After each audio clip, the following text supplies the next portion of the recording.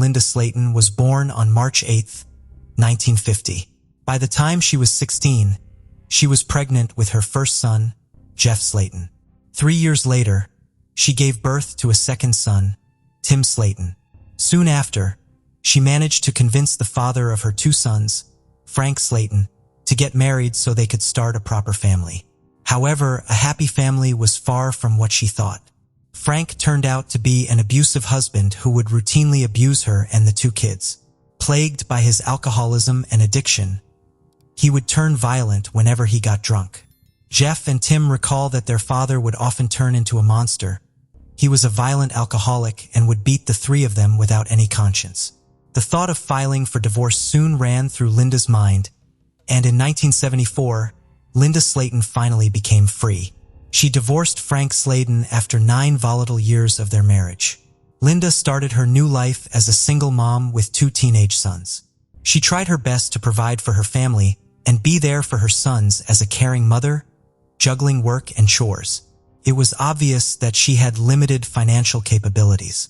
They didn't have a car, so her sons would often go to school either by walking or by sharing rides if they were offered one. Apart from school, Jeff and Tim loved playing football, but since they didn't have a ride to football practice, their coach, Coach Joseph, would often pick them up and drop them off at or nearby their home. A week before the 4th of September, Linda was preparing her home to welcome her mother. She wanted her mother to move in since she thought her presence in the house would help get it in order and make it more homely. Her sister Judy would also often come by to visit her. During her visits, the sisters would spend their time together over a hot cup of coffee. On the 3rd of September 1981, Jeff Sllayton came home from football practice, but when he found nothing to eat at home, he headed over to his grandparents' place. Later, at about 9:30 p.m., Jeff returned home only to find the house empty. Around 11:30 p.m., Linda and Tim, her younger son, came home. She mentioned going to a neighbor's place to play a game of cards, but before that Jeff saw his mom doing the dishes. Tim, on the other hand, went to sleep. Around this time, her son Jeff came up to her and apologized since the 2 had fought earlier that day. As they made up, Linda said goodnight to her boys. Jeff remembers saying these words, "I love you, Mom. I'll see you tomorrow." Little did he know those would be the last words he would say to her. On September 4th, 1981, around 8:30 a.m., Judy arrived at Linda's apartment. She went up to Linda's room and knocked on the door twice. There was no answer. She thought Linda might still be in bed, but it was unusual as Linda usually woke up before the boys left for school. As she made her way out of the house, she noticed something strange. The window in Linda's room had a missing something, and on top of that, the window was wide open.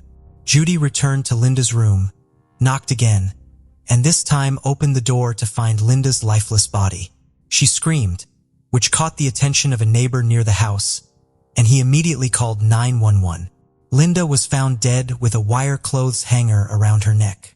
Her body was partially naked, and she lay right across the bed with her head down on the floor.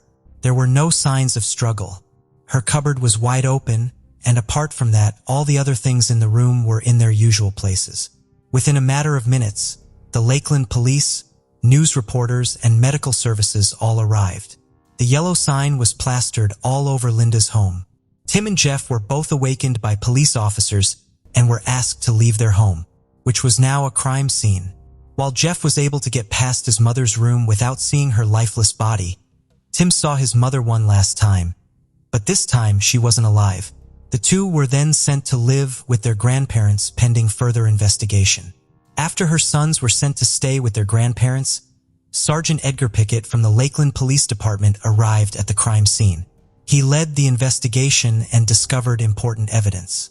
Initially, Sergeant Edgar found several fingerprints in Linda's bedroom. While most of the prints matched Linda, one palm print was different.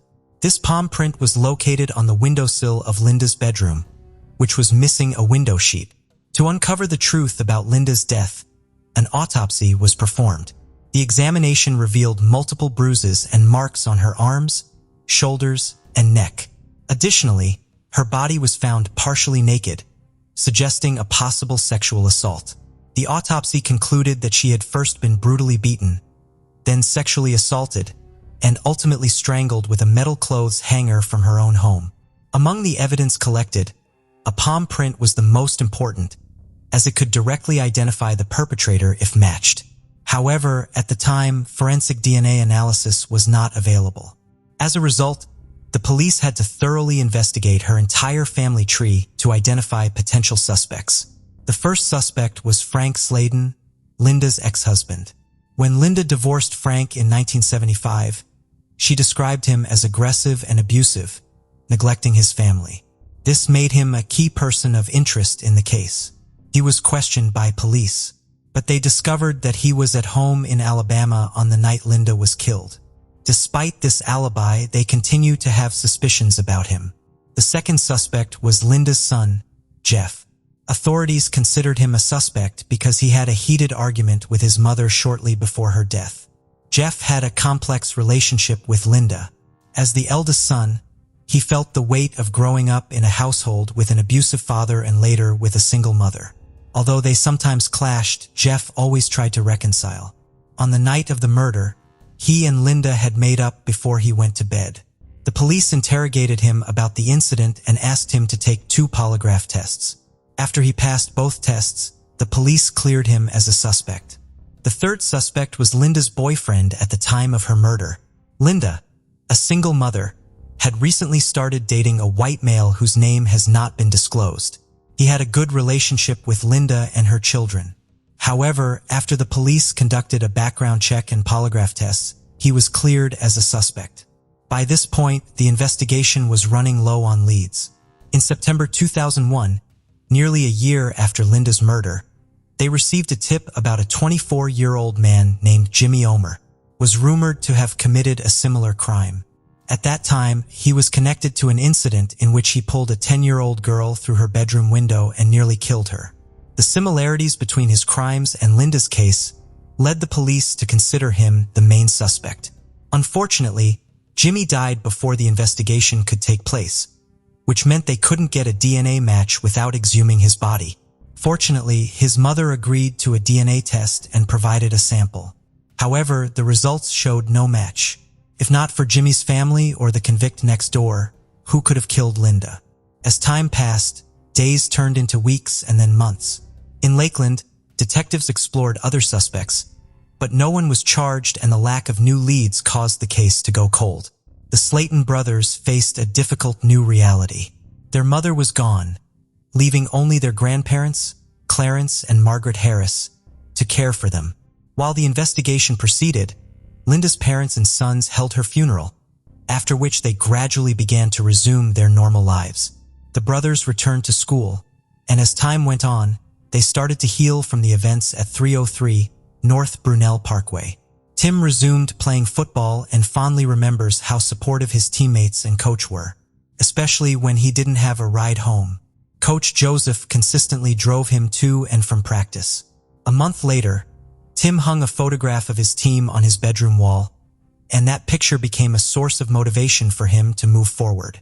In the years after their mother's death, the young brothers matured into men who cherished their own families. Jeff married and had 2 children, while Tim also started a family.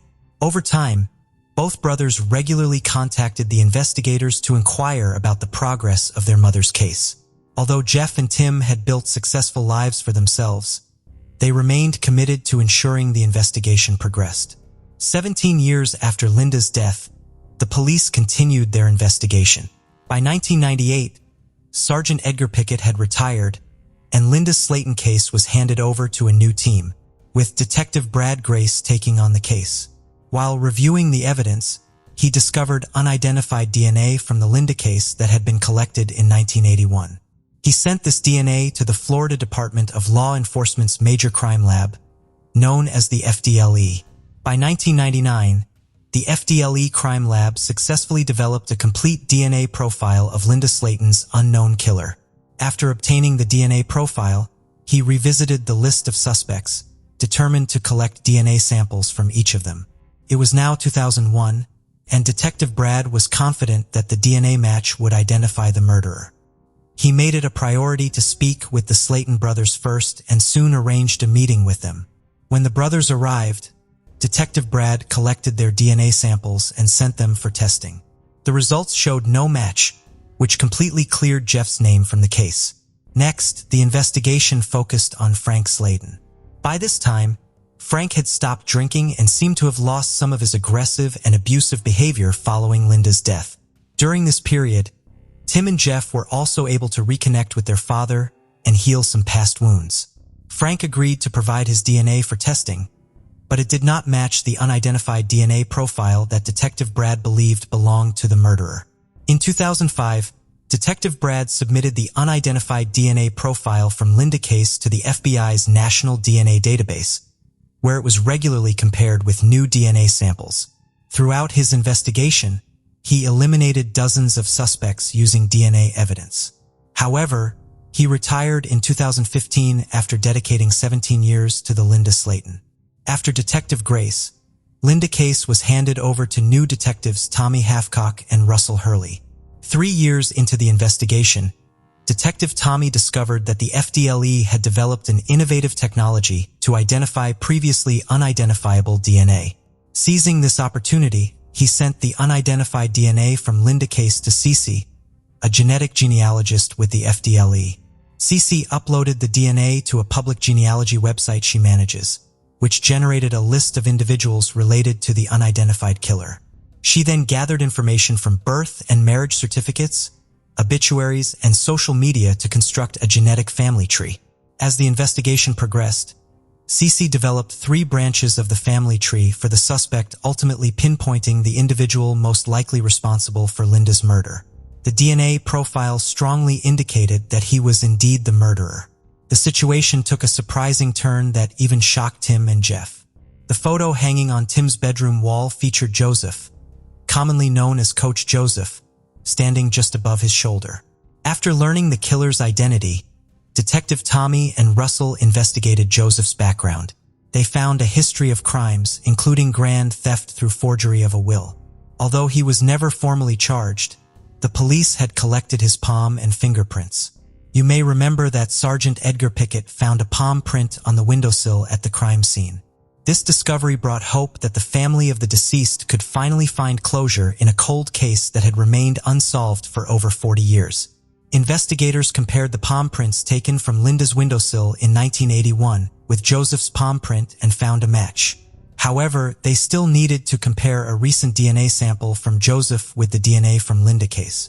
They decided to obtain his DNA for testing without his knowledge. The investigators took garbage bags from Joseph's house and examined them at the police station for potential DNA evidence. Among the items, they discovered a piece of medical adhesive tape, which they sent to the crime lab for analysis. While waiting for the DNA results, the detectives further explored Joseph's personal life. He had lived in Kathleen, Florida for most of his 58 years, just 30 minutes from the crime scene. Joseph had children and grandchildren, and they also got married. After nearly 2 weeks, the crime lab results confirmed that the unknown DNA found matched Joseph's DNA on the medical adhesive tape. Consequently, in December 2019, detectives arrested Joseph and brought him in for questioning. In 1981, Joseph was around 20 years old when he committed a crime. The day after the murder, the police spoke to him over the phone. During this brief call, Joseph claimed he had dropped him off after football practice on September 3, 1981, the night before the murder. Despite this, the police did not consider him a suspect at the time. Joseph also told investigators that Linda had invited him over for consensual sex, but the detectives knew this was not true. They suspected that Joseph had been targeting Linda prior to the murder because he frequently picked up Tim for football practice and dropped him off at his home afterward. Additionally, Joseph lived nearby, which raised further suspicion. On the night of September 3, 1981, Joseph dropped Tim off at his house after football practice. Later that evening, when no one was home, he returned to the house and broke in through Linda's bedroom window. He hid in her closet and waited for her to go to bed. Once she was asleep, he attacked her, sexually assaulted her, and ultimately strangled her with a wire hanger from the closet. Joseph pleaded guilty to first-degree murder and sexual battery. During his sentencing, Linda Sllayton's family confronted him, asking why he killed her. One family member expressed their pain, saying, "I just want to know why. Why did you take my mom away?" Joseph only replied, "I am a good person," and did not apologize or explain his actions. The judge sentenced Joseph to life in prison without the possibility of parole. Although the Sllayton brothers find some comfort in knowing that Joseph will never be released from prison, they are furious that he enjoyed years of freedom while they grew up without their mother. For Tim, this realization was shocking, especially since Coach Joseph was a role model for him. He recalls that Joseph would often inquire about the case, asking if there had been any updates on finding the culprit. To stay under the radar, Joseph offered his assistance, making things easier for the boys during football practice. He'd ask us how the case was going. He wasn't probing for details, just wanting to know if there was any new information or leads, and I would say, "No, nothing." Even now, Tim struggles to accept that the person he trusted most could be his mother's killer. He reflects, "I've had the killer's picture on my table at home all this time and never realized it." Jeff, who is still grieving, often wonders what life would have been like if Linda were still alive. Tim and Jeff have stayed very close after the incident. They often visit their mother's grave, and on the anniversary of her death, Jeff always lights a candle. Despite everything they've been through, they continue to live life to the fullest in her memory. April 12, 2014. Around 10 a.m. police receive a disturbing phone call from a man at a home in the city of Pleasant Grove, Utah. Pleasant Grove is around 35 miles away from Salt Lake City and is home to around 38,000 people. The house in question is a fairly new-built 3-bedroomed home on a quiet and unsuspecting street. The front garden is strewn with various bits and pieces, and a single ornament hangs over the front door. Darren West had just been released from prison on a drugs-related charge and had gone back to his former house to sort the garage out and gather his belongings. He used to share the home with his now ex-wife, 39-year-old Megan Huntsman, and their 3 children, 11-year-old Sawyer, 17-year-old JC, and Darian, who had just turned 18. In 2005, Darren had pleaded guilty in federal court to 2 counts of possessing chemicals intended to be used in manufacturing methamphetamine. He was sentenced to 9 years in prison, but he maintained his innocence the entire time. The house in question was owned by his parents. Megan had also ended up leaving the home in 2011 at Darren's parents' request, when they found out that she had been having an affair. Hers and Darren's daughters continued to live in the house with another relative taking care of them. Megan moved around for a while, spending time living with her mother in West Valley City, before moving in with her boyfriend Jimmy and Meadowwood Village Mobile Home Park. Megan's mother described her daughter as very quiet, someone that kept to herself. She said she always struggled with mental health issues, but never wanted to ask for help, and rarely shared anything about her life, keeping secrets about a lot of things. Megan and Darren had met in high school, and Megan would soon fall pregnant with their first child. She eventually moved out at the age of 18, and she and Darren got married before having their second daughter a little over a year later. Down the line, things started to spiral for Megan and Darren. They became addicted to methamphetamine, and this completely consumed Megan's life for years. People that knew Megan said that the mother of 2 was suffering badly from depression, was losing jobs because of her addiction, and the marriage between her and Darren was becoming violent because of the drugs. When she finally stopped using meth, she turned to alcohol, becoming heavily dependent on that instead. Her drinking became even worse when in 2012, her father took his own life. As 2014 rolled around, Darren and Megan had long been split up and were now virtually estranged. Darren was back at the house with a few of the people to help him sort through his things. Whilst moving stuff out of the garage, he noticed a strong odor, something that smelled like chemicals emitting from one of the cardboard boxes. The box read, "Baby stuff, Megan's." It was tightly sealed with electrical tape. Once pulled off, he made a gruesome and horrifying discovery. He found the corpse of a baby wrapped up inside a plastic bag. The only person he could think of was Megan. He phoned her immediately, and she made a shocking admission. She said that the baby was hers and Darren's, and that she had given birth when he was in prison. The baby had been stillborn, and out of fear and panic, she had wrapped it up and hidden it, scared about calling someone or going to a hospital. Darren was shaken and immediately phoned authorities. They received an order to conduct a thorough investigation of the house. Pleasant Grove police quickly arrived at the property and the home was swiftly taped off. As police were searching the garage, they found some bloody leather gloves too. Already a very disturbing scene, officers arrived at the mobile home park. Megan's boyfriend had just returned to find police cars surrounding his home, and officers said that they needed to take Megan in for questioning. One of her neighbors, a man named Mr. Brady, recalled that upon hearing the police had found the baby's body, Megan had gone to him and begged him for a gun. Whilst at the station, Megan told police the same story that she had told Darren. The baby in the box was her child, and when she realized they had been a stillborn, she panicked and didn't know what else to do. But as the search of the property carried on, to the officers' horror and shock, they came face to face with so much more than anyone could have imagined. 6 more babies were found, wrapped up in either towels, shirts, or plastic bags, and then placed inside various boxes. Captain Michael Roberts described the scene as emotionally draining and hugely upsetting to the investigators. One detective said, "The tiny bodies were sent to the medical examiner's office for testing, one of which was to determine the cause of death and also determine a DNA match. Just days after the heartbreaking scene was discovered, an arrest was made that would leave the neighborhood in disbelief." Megan Huntsman was charged with 6 counts of first-degree murder and was now on suicide watch in Utah County Jail. A devastating secret that had been kept under wraps for what would turn out to be 18 years was finally out in the open. All of the children found in the garage were confirmed to be Megan's. One of the babies had been a stillborn, but the other 6 had either been suffocated or strangled. There were 5 girls and 2 boys. They determined that her poor babies could have only been alive for a matter of minutes before they were killed. Are still investigating the motives to find out why this happened. How this could have happened, said Police Chief Mike Smith.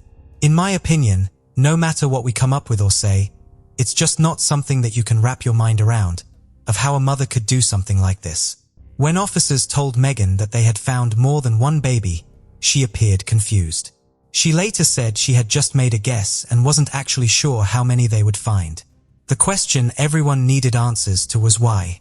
Megan eventually told detectives that she wanted to help her babies avoid the terrible life she would ultimately have given them. She said her life was too chaotic, consumed by drugs and alcohol, and coupled with her mental health issues. She said she knew she couldn't take care of them physically, emotionally, or financially. "I deprive my little babies of the opportunity of life," she said. "I think my mind was just so out of it. All I was focused on was the next fix." Between the years of 1996 and 2006, Megan had fallen pregnant 7 times and police think she would have given birth alone and in secret in her home. And there were no records of her ever having been to a hospital. Apart from the baby that had been a stillborn, she had killed every other one she had within minutes of them entering the world. She had often covered them in chemicals to conceal any smell of decomposition, wrapped them up in various things and hidden them in the garage, before carrying on with her life. Megan and Darren had 3 children still living in the house, and detectives needed to know why she had made the decision to kill her other babies. She told police it all began happening after she became addicted to methamphetamine. Her first 2 daughters were born before she began using the drug, and although she was pregnant with her 3rd living daughter when she was heavily into her addiction, too many people were aware of the pregnancy, including Darren. So she had to go through with everything. After her daughter was born, she barely told anyone about her other pregnancies, and those she did tell were later told by Megan that she had miscarried. She said she was selfish and ultimately spent over a decade choosing drugs over anything else.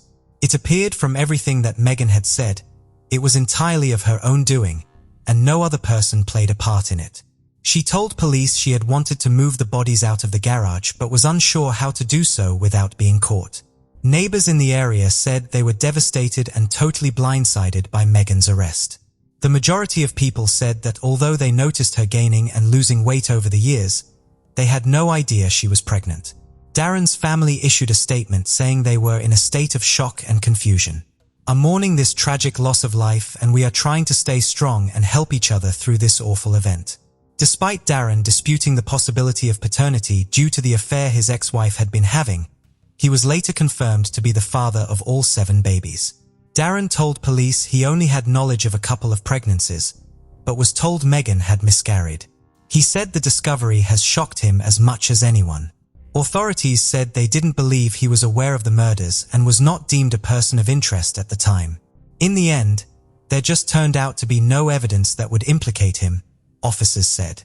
When asked how he could not have known about any of this, the police captain Michael Roberts said, "That's the million-dollar question." Furthermore, no one had any idea of how Megan's growing children, who were still living in the house, did not notice their mother was pregnant either. On one occasion, Megan had actually given birth upstairs in the bathroom, before killing the newborn and cleaning up, all while members of her family were sat just downstairs.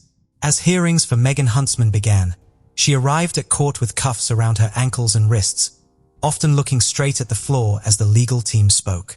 She was held on a $6 million bail, $1 million for each baby. Megan's legal team were keen for a speedy process. It was stated that Megan would not face the death penalty for the charges. This was because she was accused of killing her babies between 1996 and 2006, and this was before the law in Utah changed in 2007. This change in the law made murder a capital offense if a victim was younger than 14. Until this law passed, killing a child was not actually considered one of the factors that could make someone eligible for the death penalty. These were very cold, calculated killings, said prosecutor Jeff Berman. She was a woman who was remarkably, unbelievably, incredibly indifferent and callous. Judge Darrell McDade was presiding, and he recalled that he was the judge who had signed the initial search warrant on the day that the babies' bodies were found. He said he had quietly hoped and prayed he wouldn't be the one assigned to deal with it in court. "I really thought I'd seen it all until this case. It shocked me then and it shocks me now," he said. Megan agreed to enter a plea rather than go to trial. This was under an agreement that could reduce her minimum sentence to 5 years, but by taking this it would leave fewer options for her to appeal down the line. Prosecutors were satisfied to allow this to go ahead and said that it would have been hard to prove a case against her at trial if she hadn't cooperated with police. On the 12th of February, 2015, Megan Huntsman pleaded guilty to all 6 counts of murder. As part of the plea deal, prosecutors had agreed to recommend that the 5 years to life in prison sentences run concurrent to one another. But Judge Darrell McDade was not satisfied by this and said that it would be inappropriate for the terms to run concurrently. Following this, the Utah Board of Pardons and Paroles set Megan's parole hearing for April 2064. She will be 89 years old. Prosecutor Jeff Bumman said that even then he doesn't think she will ever be released. "My guess is that she'll serve the rest of her life," he said. In court, her 3 daughters read statements and stood by their mother, saying she had always been the best mom to them. "No matter what anyone thinks you are a good person," one said. Another read, "This is not the mom I know. The mom I know was the one who had dinner for us every night, a clean house, and was a loving mother. Nobody could guess my mom would do anything like this." Megan's sister and mother also showed their defense of Megan. "Megan is not a monster," her sister told the judge. "She's not evil. From what I understand, she was scared." The crimes of Megan Huntsman left the neighborhood shattered and family and friends utterly devastated. It is simply an unfathomable series of events that cannot be made sense of, and it is something that will haunt many people for a long time to come. Michael Haight was born on January 7, 1980 in Seattle, Washington, and later moved to Cedar City, Utah, with his family after his father finished dental school. As a child, Michael was very active and enjoyed playing sports like baseball, basketball, and soccer. He also excelled in school and achieved the rank of Eagle Scout. After graduating from high school in 1998, Michael worked at a fish plant in Alaska for the summer, where he quickly proved himself as a leader, rising to the position of line manager and overseeing a team of over a dozen men. This experience showcased his strong work ethic and dedication. Michael then embarked on a mission trip to South Brazil with the Church of Jesus Christ of Latter-day Saints, which deepened his faith and commitment to his religious community. When he returned to the United States, he pursued a business degree at Southern Utah University, graduating in 2004. During his time at the university, Michael met his future wife, Tasha Earle, and they fell in love. They got married in the St. George Temple on May 10, 2003. Michael appeared to be a devoted husband and father, often spending quality time with his family at sports events, school concerts, and working on projects together in the garage. On January 4th, 2023, a shocking discovery was made at the Haight residence in Enoch. 8 bodies were found, leaving investigators and neighbors stunned. The events leading up to this gruesome finding began when Tasha Haight missed an online appointment and her husband Michael failed to show up for work. Their concerned colleagues contacted the police to perform a welfare check at the Haight residence. When officers arrived, they knocked on the door but received no response. As they surveyed the property, it seemed empty. Considering the Haight's had 5 children, the police reached out to the Iron County School District to check if any of the kids were in school that day. However, it was found that none of the children were present. Before entering the home, the police cleared the premises to ensure it was safe to do so. After a thorough search, authorities confirmed that no one required medical attention, and there was no active threat. The Haight's single-story residence with a basement was declared a crime scene, and detectives arrived shortly after. In the main bedroom, detectives found 4-year-old Gavin lying on his stomach. His head turned to the left, with one arm under his head on a pillow and a blanket covering part of his body. Tasha, Gavin's mother, was also partially covered by the blanket. On the other side of the bed, detectives found an older woman, later identified as Gail Earl, Tasha's mother, lying on her back with her head resting on a pillow and partially covered by a blanket, similar to her daughter and grandson. In Bree's room, the 12-year-old girl was found lying in bed, slightly inclined and partially covered with a blanket. In Amon's room, a 7-year-old boy was found lying face down in the corner, without a pillow or blanket. His twin sister Sienna was discovered in her bedroom, lying on her left side in bed, with her head on a pillow and covered with a blanket. The eldest child, 17-year-old Macy, was found in her bed, with her head on a pillow and her body covered with a blanket. In the exercise room of the basement, the detectives found Michael Haight lying on top of a sleeping bag. Sadly, all 8 family members were found dead from gunshot wounds. It quickly became clear to the detectives that Michael Haight was the main suspect, and they believed he had killed his wife, mother-in-law, and 5 children before taking his own life. When detectives started investigating, a neighbor provided vital information that helped them reconstruct the crime's timeline. The neighbor told police she woke up at 3:30 a.m. to use the bathroom, and as she left her room, heard a loud bang that sounded like fireworks. However, realizing it was after the allowed date for fireworks in the neighborhood, she felt annoyed rather than alarmed by the noise. The neighbor reported hearing an initial loud bang, followed by 2 more in quick succession, then a short pause, another bang, and a longer pause before the final bang. Based on this testimony and the condition of the 8 bodies found inside the house, the detective inferred that the loud noises heard around 3:30 a.m. were directly connected to the events that unfolded that night, leading them to believe that Michael Haight committed the brutal killings during this time frame. During the investigation into the Haight family murders, detectives discovered a 2020 report from an unnamed individual who had notified the Utah Division of Child and Family Services about abuse in the Haight household. According to the report, 14-year-old Macy had confided in this individual about her fear of her father, sparking a further investigation. The authorities then interviewed Macy and her parents separately. During Macy's interview, she revealed disturbing information. Her father had choked her on multiple occasions, and she lived in fear of being killed by him. She reported that the violent attacks began in 2017 and recounted an incident where her father grabbed her by the shoulders and pushed her into a wooden piece of furniture. Michael Haight denied hurting his daughter when questioned by detectives, passing off the incidents as misunderstandings and attributing his emotional state to his father's recent death and his brother's divorce. He claimed to have taken out his frustrations on his older daughter. Despite this, Tasha chose not to press charges, and the Utah Department of Children and Family Services, the Enoch Police Department, and the Iron County Prosecutor's Office also declined to pursue the case, as it did not meet the legal requirements for prosecution. A lethality assessment was conducted with Tasha, which indicated that her relationship with Michael was not life-threatening. As a result, victim services were made available to Tasha and her children for several months. Further investigation revealed a different side of Michael, unknown to the community. According to Tasha's friends, They had to speak quietly or turn on the kitchen water when visiting Tasha. As they suspected Michael was monitoring and eavesdropping on their conversations, Tasha's friends would often help her clean the house when they visited, which prevented Michael from finding fault with her. When texting Tasha, her friends noticed that she would respond with brief, positive messages, likely to maintain a positive image in case Michael read them. This suggested that everything was fine in their marriage. The detectives investigating the case discovered that Michael exhibited highly controlling behavior towards Tasha.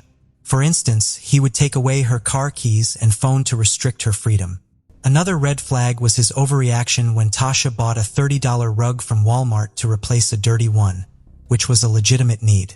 Michael's anger was unwarranted, and he claimed the purchase was excessive. Tasha confided in her friends that her 7-year-old son, Aman, was increasingly imitating Michael's bad behavior. When Tasha gave Aman instructions, he would respond, which concerned Tasha as it showed his lack of responsibility and disregard for authority. Tasha's friends reported that in 2022, Tasha attempted to prioritize her own well-being by getting her nails done, a rare treat for her given her many responsibilities. However, her husband Michael refused to let her do so, imposing strict limits on her autonomy and freedom. Moreover, Michael frequently disregarded or ignored Tasha's instructions, and their friend Aman often followed his lead in doing so. Tasha felt more confident in her appearance after indulging herself, and she decided to get her nails done every month. However, Michael was unhappy about this decision and expressed his disapproval, worried about the cost. Tasha explained that it would only cost $25 per month, but Michael was unconvinced, arguing that the money could be better spent on their children. Michael's reaction was rooted in his need for control and sense of financial responsibility towards their family. Around the same time, Tasha started prioritizing her self-care and began losing weight, which had been a sensitive topic for her since Michael had often called her fat and ugly. However, instead of being supportive, Michael became furious and accused Tasha of cheating on him, trying to explain the sudden change in her appearance. Michael's controlling behavior escalated as he tried to manipulate Tasha's weight loss, pleading with her to stop losing weight because he was worried that other men might find her attractive. This demand was driven by his own insecurities and desire for complete control over Tasha's body and behavior. Tasha's friends also told the police about an incident where the kitchen table broke, and Tasha needed to buy a new one. However, Michael refused to give her the money, further demonstrating his controlling behavior. Tasha was fed up with the old table and decided to take initiative by refinishing it to make it look better and more functional. However, Michael was unhappy with her decision because she didn't ask for his permission first. Michael was extremely frugal during the holiday season. Despite earning a good income, he only gave Tasha $100 for each of their 5 children to buy presents, which was not enough in Tasha's opinion. Tasha always made sure her children had a wonderful Christmas, but Michael refused to provide more funds, claiming that he worked hard for his money and saw no reason to give more to his family. He believed that his income was rightfully his alone. Michael's passion for reducing waste and conserving resources led him to implement strict rules on household habits. He forced Tasha to wash and reuse plastic bags, even if they had been used only once or multiple times. This excessive demand for reusing bags added to Tasha's responsibilities, leaving her feeling burdened and overwhelmed. Michael's controlling behavior extended to every aspect of Tasha's life, including her daily routines. For instance, he demanded that she use baby wipes for cleaning, claiming it was better for the environment and more cost-effective. However, this requirement caused Tasha discomfort, hygiene issues, and unnecessary stress. If Tasha failed to follow Michael's instructions, she would face severe consequences, which he made clear would lead to serious trouble. This threat instilled fear and submission in Tasha, leaving her no choice but to obey Michael's demands. Natasha confided in her friends that while Michael had been cruel to her throughout their marriage, he had never directed this cruelty towards their children until the late 2010s. However, over time, the abuse towards their daughter Macy escalated, driving her to consider suicide. Michael had unrealistically high expectations for his daughter Macy, demanding she earn perfect grades despite her struggles, which were exacerbated by the emotional burden of his abusive behavior. This pressure was crushing for Macy. Macy's friends shared a disturbing incident with the detective. One evening, Michael returned home to find Macy comforted by her mother. He became enraged and ordered Macy to clean her room.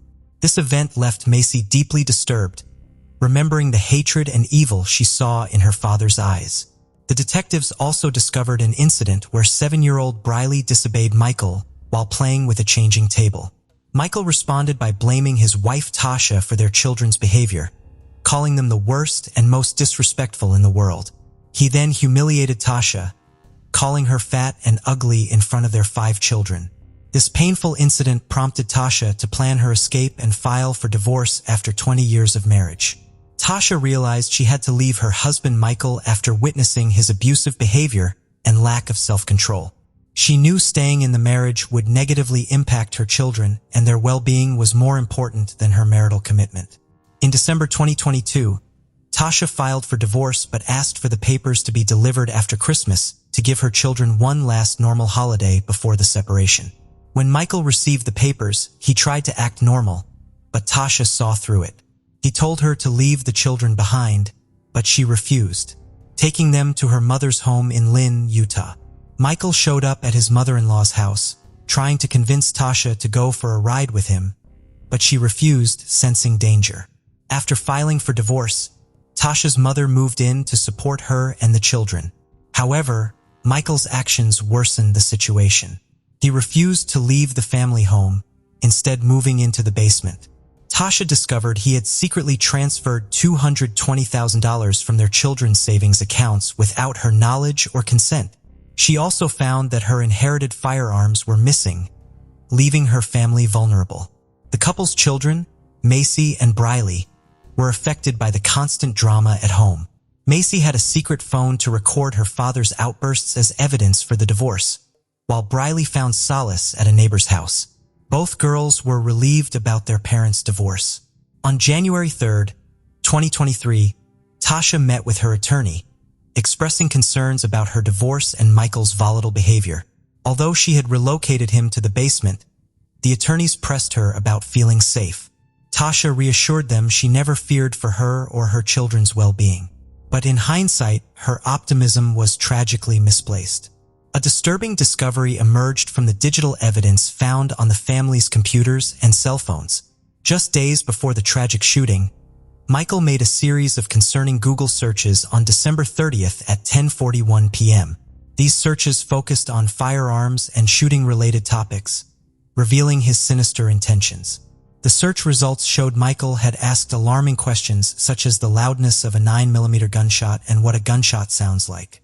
Before taking his own life, Michael wrote a note expressing his desire to end the controlling behavior he felt he was subjected to by his wife. He stated that he couldn't handle the situation for another day and wanted to escape the manipulation.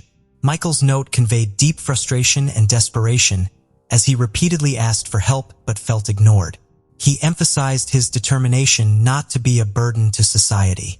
The details of this case have left many in shock, revealing a deeply dysfunctional family plagued by violence. Michael's actions were premeditated and calculated as he carefully planned the murders to catch his wife and children off guard. On October 3, 2008, 33-year-old Jill Tetreault was driving his car following some cryptic and mysterious directions that would eventually lead him to a garage in Edmonton, Alberta, Canada.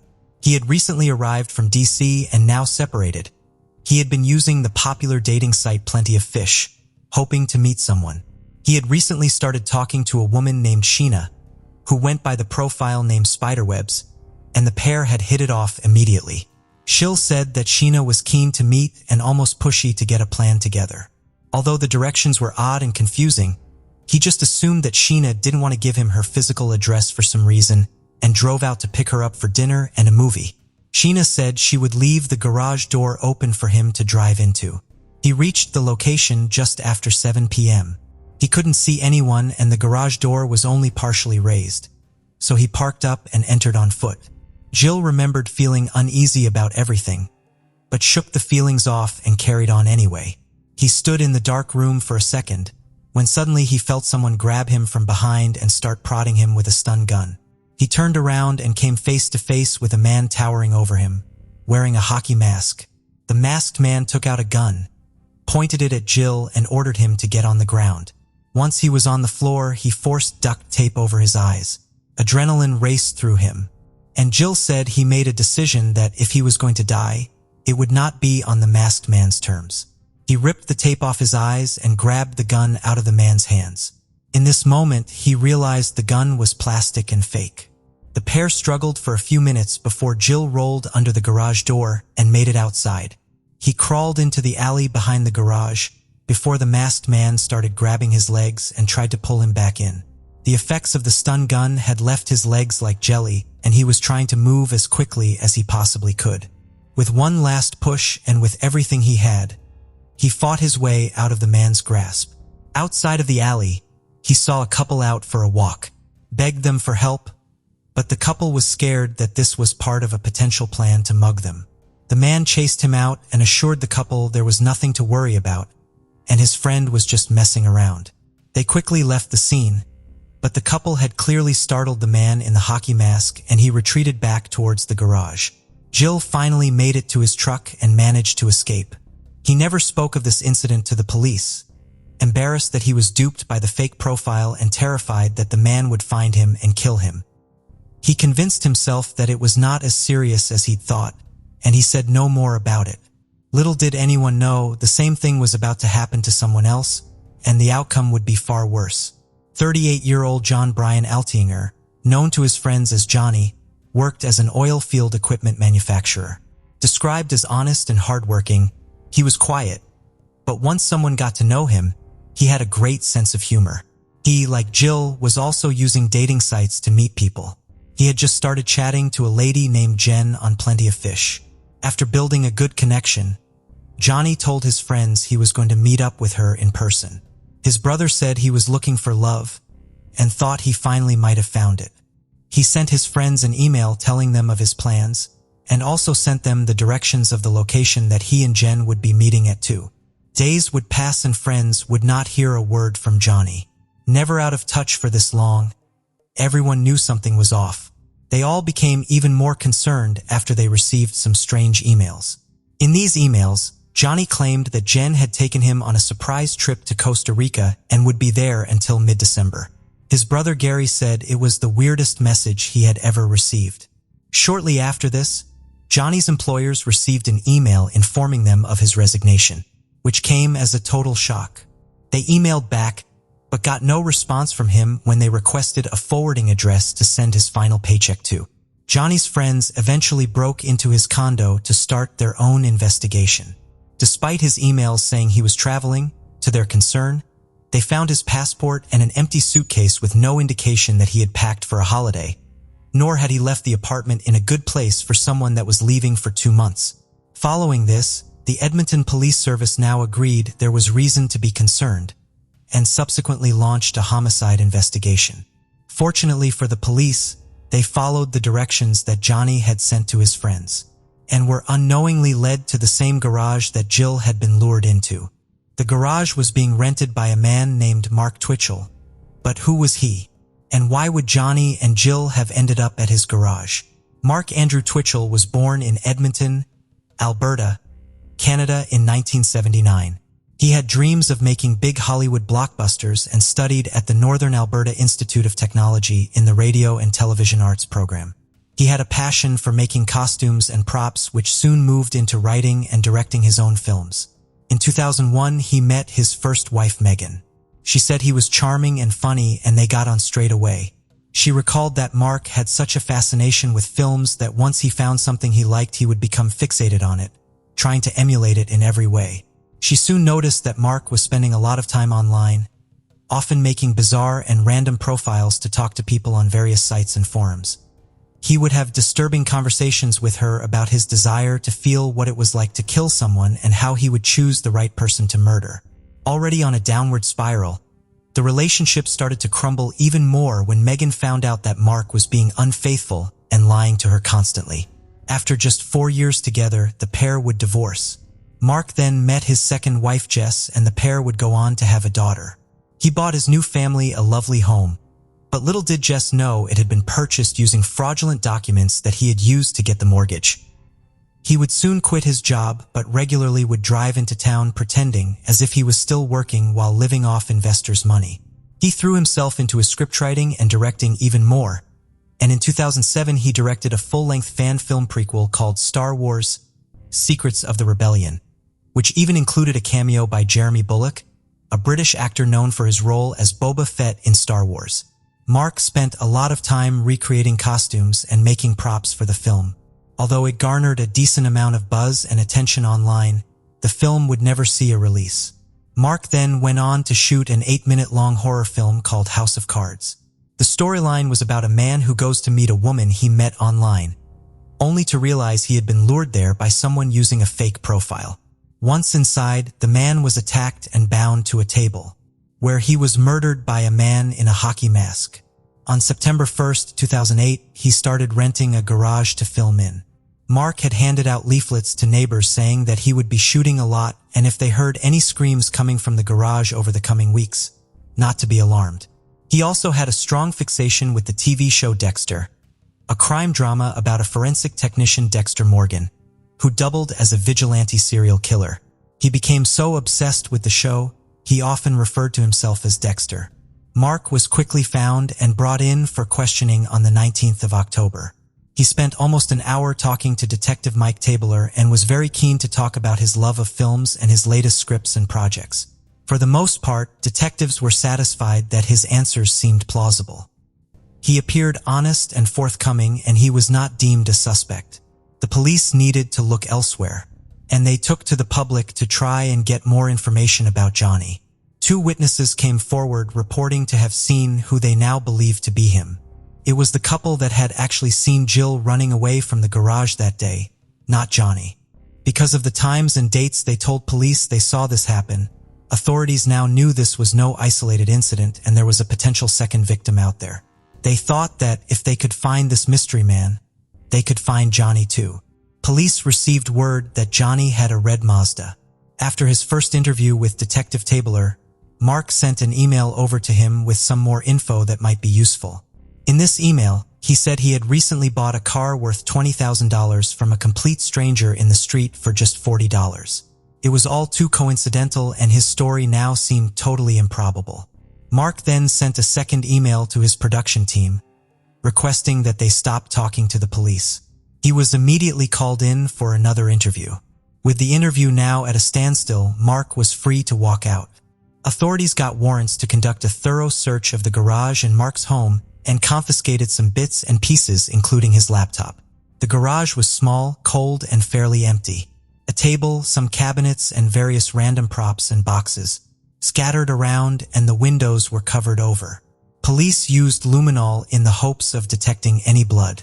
The garage was covered and showed an extremely grisly scene had taken place.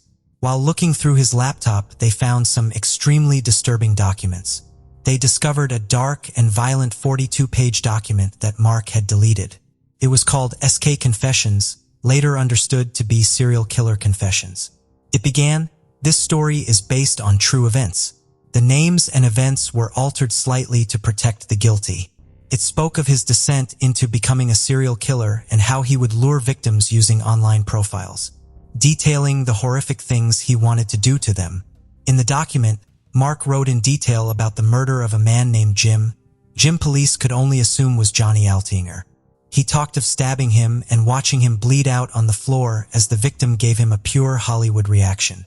I grabbed his jaw with my gloved hand and moved it while making a funny voice to make it look like it was talking, and chuckled to myself for the total silliness of it all.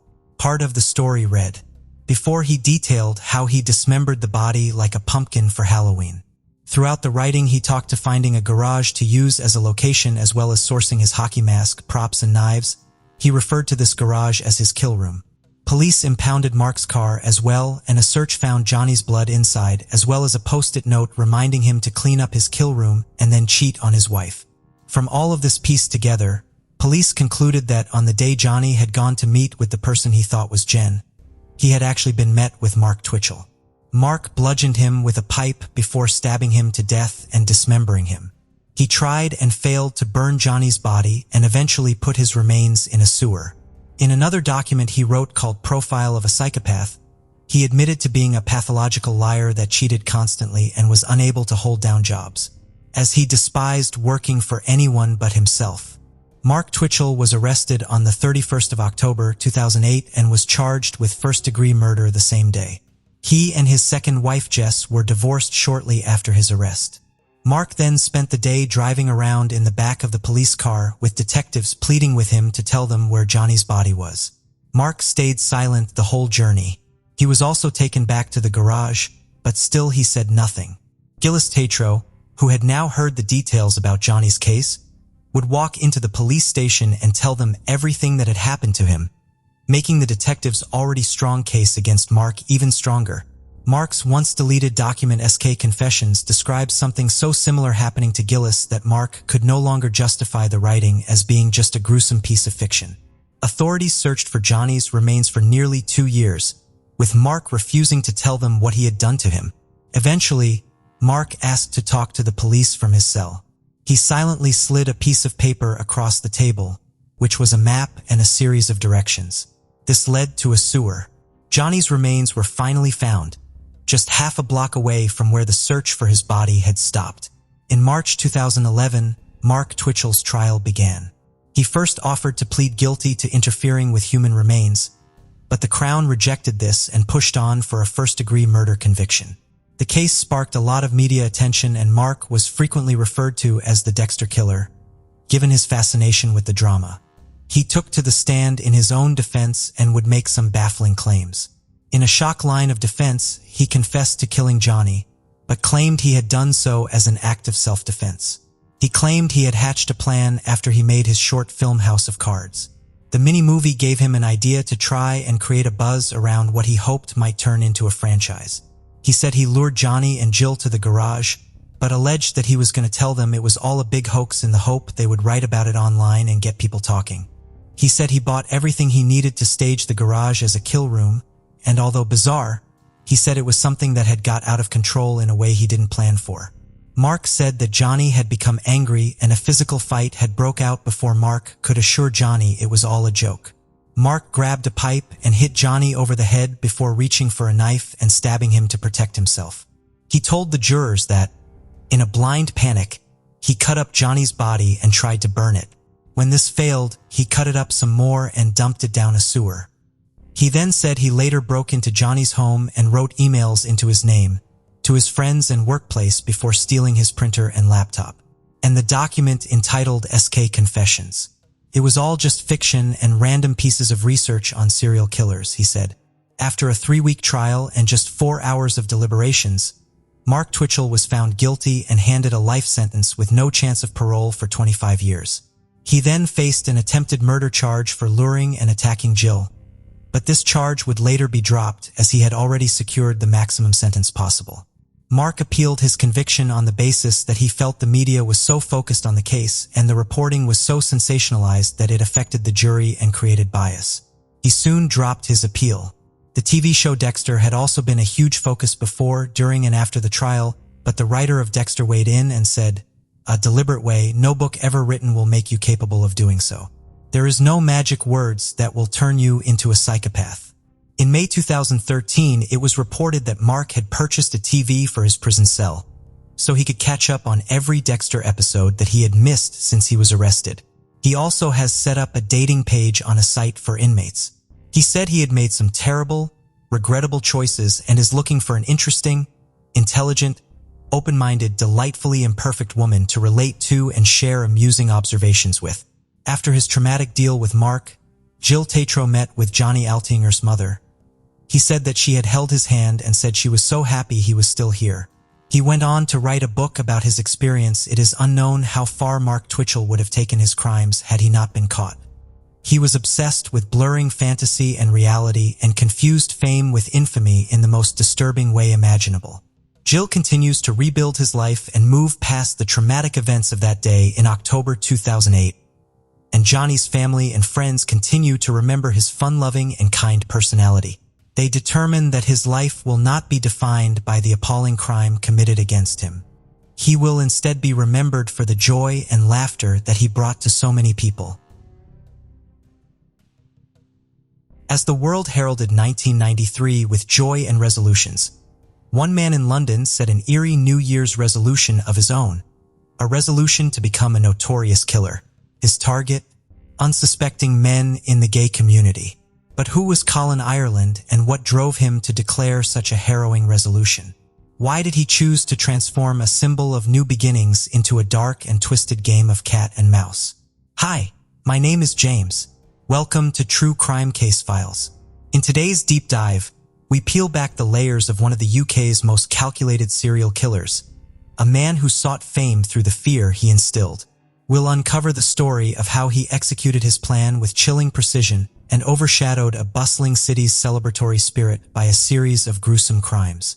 To understand the mind behind the moniker The Gay Slayer, we must delve into the past of Colin Ireland. Born in 1954 in Dartford, Kent, Ireland's early life was marked by turbulence, upheaval, and poverty. His childhood, spent in an unsettled home, was the first chapter in a life marked by discontent and detachment. Raised by a single mother, Ireland's formative years were a carousel of different men entering and leaving his life. This instability laid the groundwork for a personality that craved control, a trait that would later manifest in the most sinister ways. His parents were unmarried 17-year-olds. His father left soon after his birth, and Ireland didn't know his identity. Due to his mother's money problems, they had to move a number of times. In spite of all the hardships, Ireland had a close relationship with his mother and remembered her as affectionate and benevolent. Ireland said that as a child, he was a thin, lanky little runt, always getting the worst of it from schoolyard bullies. This made Ireland frequently miss school. As a result, he didn't get a proper education and became sad and withdrawn, choosing his few friends among the most unthreatening kids. As a teenager, Ireland found himself entangled with the law. His crimes, though initially petty, hinted at a deeper struggle within, a struggle for identity and a desperate need to assert his significance in a world where he felt invisible. Constantly in trouble of his own making, Ireland was sent to boardstools and prisons for theft, robbery, blackmail, and burglary. He ran away to London at 16 and hung out in an amusement arcade with a bad reputation where young boys were targeted by pedophiles. Ireland was approached by some of them. Besides, one of his jobs was a bouncer on a gay club. That's where his understanding of gay subcultures came from. As Ireland himself described the 70s, I was entering what I call the lost period, common to those who suffer from psychopathy. In between custodial periods, a lot of the 70s were a blur. I spent my time detached and wondering. In 1982, Ireland married Virginia Zammit, who was confined to a wheelchair. His colleague witnessed a pleasant family life when he visited them. They divorced 5 years later after Ireland's adultery. In 1989, he married Janet Young. He was abusive and after 4 months left his wife abruptly when she was away for the weekend, stealing over £10,000 from her account and leaving her completely broke. He moved to Southend-on-Sea, Essex, roughly 60 kilometers east of London, and lived in a hostel there. Later, he moved to his own flat. There, in this flat, Ireland decided to become a serial killer as his New Year's resolution. Drifting through adulthood, Ireland's life was a patchwork of odd jobs and fleeting relationships. But beneath this veneer of normalcy, there was a growing fascination with infamy and a desire to etch his name into criminal history. Ireland immersed himself in the dark world of serial killers. He studied them not with a sense of horror, but with an analytical eye. What made them tick? How did they elude capture? These were the questions that consumed him. He spent many hours reading about serial killers and learning about geographic profiling, hence deciding to commit his murders far away from his home. A killer usually commits crimes in a certain radius of about 7 miles from his home. That's why Ireland chose London for his crime scene. He also planned to have at least 5 victims because he had read that a person needs to have such body count to qualify as a serial killer. The year 1993 witnessed a terrifying series of crimes that shook the core of London's LGBTQ+ community. Colin Ireland, a man whose unassuming demeanor masked a sinister agenda, embarked on a calculated campaign of terror, meticulously planning and executing a series of murders with chilling precision. Ireland's hunting ground was the vibrant gay scene of London. He frequented the Culhern Club, a known gay bar seeking out his potential victims. Here, amid the pulsing music and crowded dance floor, Ireland would select and study his targets, plotting their fates with cold detachment. Ireland sought men who liked the passive role in F&M so he could easily restrain them as they believed it was a sexual game. Members of the pub would wear color-coded handkerchiefs to indicate their sexual proclivities. Ireland was posing as a dominant partner. His first victim, Peter Walker, was a 45-year-old choreographer. Ireland met Walker at the Culhern, and what started as a night of perceived intimacy quickly turned into a nightmare. Walker's body was discovered in his apartment, revealing the horror of Ireland's actions. Bound, gagged, and suffocated by a plastic bag placed over his head, Walker's death was just the beginning of Ireland's gruesome spree. Ireland placed 2 teddy bears in a sexual position on Walker's body and burned some of his pubic hair so he could smell it. While searching the flat, he discovered that Walker was HIV positive. Enraged, Ireland stuffed a condom into Walker's mouth and another one into his nostril. Each crime scene told a story of meticulous planning and ruthless execution. He carried a murder kit, a rope, handcuffs, and a change of clothing. Ireland left little evidence behind, confounding the police and instilling a growing sense of fear within the community. He was methodical, ensuring each scene was thoroughly cleaned, removing any traces that could lead back to him. He also stayed in the flat till morning to avoid suspicion from leaving in the middle of the night. To describe the nights after his murders, Ireland said, "I go cold. It wasn't something that I could cope with, to be honest." Ireland disposed of all the things he touched by throwing them out of a train window on his way back to Southend. When the police discovered the body, they assumed it was the result of a sexual game gone wrong. 2 months later, Ireland returned to the pub where he met 37-year-old librarian Christopher Dunn, who invited Ireland to his flat. Ireland tied, handcuffed, then beat and tortured his helpless victim before suffocating him by stuffing pieces of cloth into his mouth. After murdering him, Ireland used Dunn's PIN and bank card to withdraw $200 from his account. The police assumed it was an accident as a result of a sex game and didn't link his death to Walker's. Ireland was getting more and more confident as his New Year's resolution was coming together. Ireland met 35-year-old businessman Perry Bradley III at the Culhern pub. He was the son of Texas Democratic Party fundraiser Perry Bradley Jr. In his Kensington flat, Bradley refused to be tied, but Ireland told him that he couldn't perform sexually without it. Bradley reluctantly agreed, and then Ireland told him that he was a thief and he just wanted his money and PIN. After Bradley gave Ireland his PIN, Ireland told him that he should try to fall asleep as he wouldn't leave his flat till morning. Bradley did fall asleep, and Ireland realized that Bradley could identify him and strangled him. Then he placed a doll on top of the dead man's body. The heinous crimes of Colin Ireland not only sent shockwaves through the communities he targeted, but also captured the relentless gaze of the media.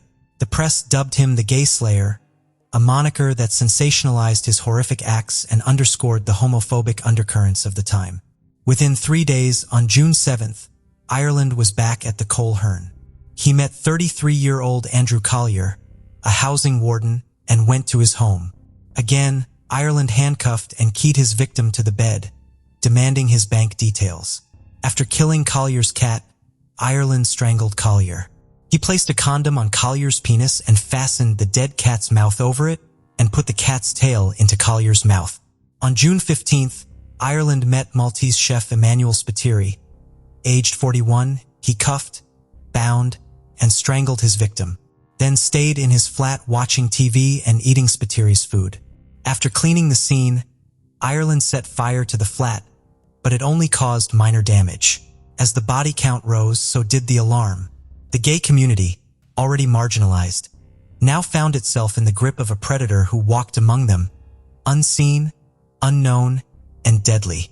But what was the motive behind these abhorrent acts? Was it a deep-seated animosity towards the gay community or something more cold and calculated? And what were the critical mistakes Ireland made, and how did they lead to his capture? As the death toll rose, London's Metropolitan Police found themselves grappling with a cunning predator. The investigation into Colin Ireland's crimes was a race against time, a complex puzzle that demanded not just diligence, but innovation in the face of a killer who seemed always one step ahead. Initially, the investigation faced significant challenges. Ireland's careful planning and meticulous cleanup at each crime scene left frustratingly few clues. The killer's methodical approach in disguising his identity and movements compounded the difficulty, turning the investigation into a labyrinthine task. Detectives were confronted with a disturbing pattern. All victims were men from the gay community, their bodies discovered in their own homes, a sign of trust brutally exploited. This realization led to a focused investigation in London's gay scene, particularly around the Coleherne pub where Ireland hunted for his victims. The breakthrough came from meticulous police work and a stroke of luck. A forgotten fingerprint at a crime scene, a chance capture on one of London's first CCTV cameras. These were the pivotal moments that began to unravel Ireland's web of deceit. When Ireland was in Andrew Collier's flat, they heard a noise outside and came up to the window. Ireland gripped a horizontal metal bar across the window and forgot to wipe it off. The police then found these fingerprints. And finally, Ireland was captured on CCTV. Some witnesses said Spattery left Coleherne with a man. Then police traced his route home.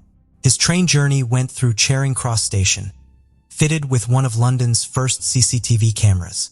Each piece of evidence was a precious key, unlocking parts of a puzzle that Ireland thought he had so carefully hidden. But what was it that finally led to Ireland's downfall? How did the police connect the dots in a case that seemed to defy resolution? The relentless pursuit of justice in the Colin Ireland case turned a crucial corner with a single seemingly innocuous phone call.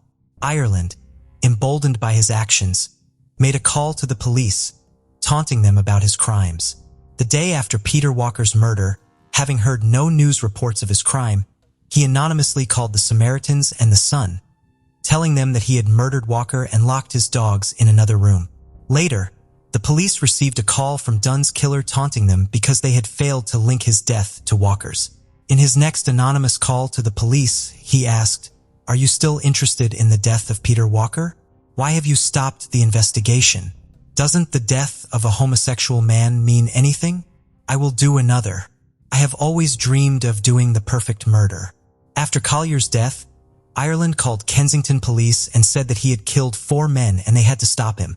He told the police that he had read many books on serial killers and said, "If you don't stop me, it will be 1 a week." He told the police that he had studied the FBI manual, that is, Whoever Fights Monsters, by ex-FBI agent and serial killer specialist Robert Ressler. "I have got the book," he said. "I know how many you have to do." Ireland later said that the TV crime series The Bill had also given him many of his ideas and police evasion methods. Forensic psychologist Professor Michael Brooks said, "Because you read books about serial killers doesn't mean you have any interest in becoming a serial killer yourself. But if that is your motive, then actually reading books can give you an awareness of the ways in which serial killers have acted in the past." Armed with this new evidence, the police intensified their efforts.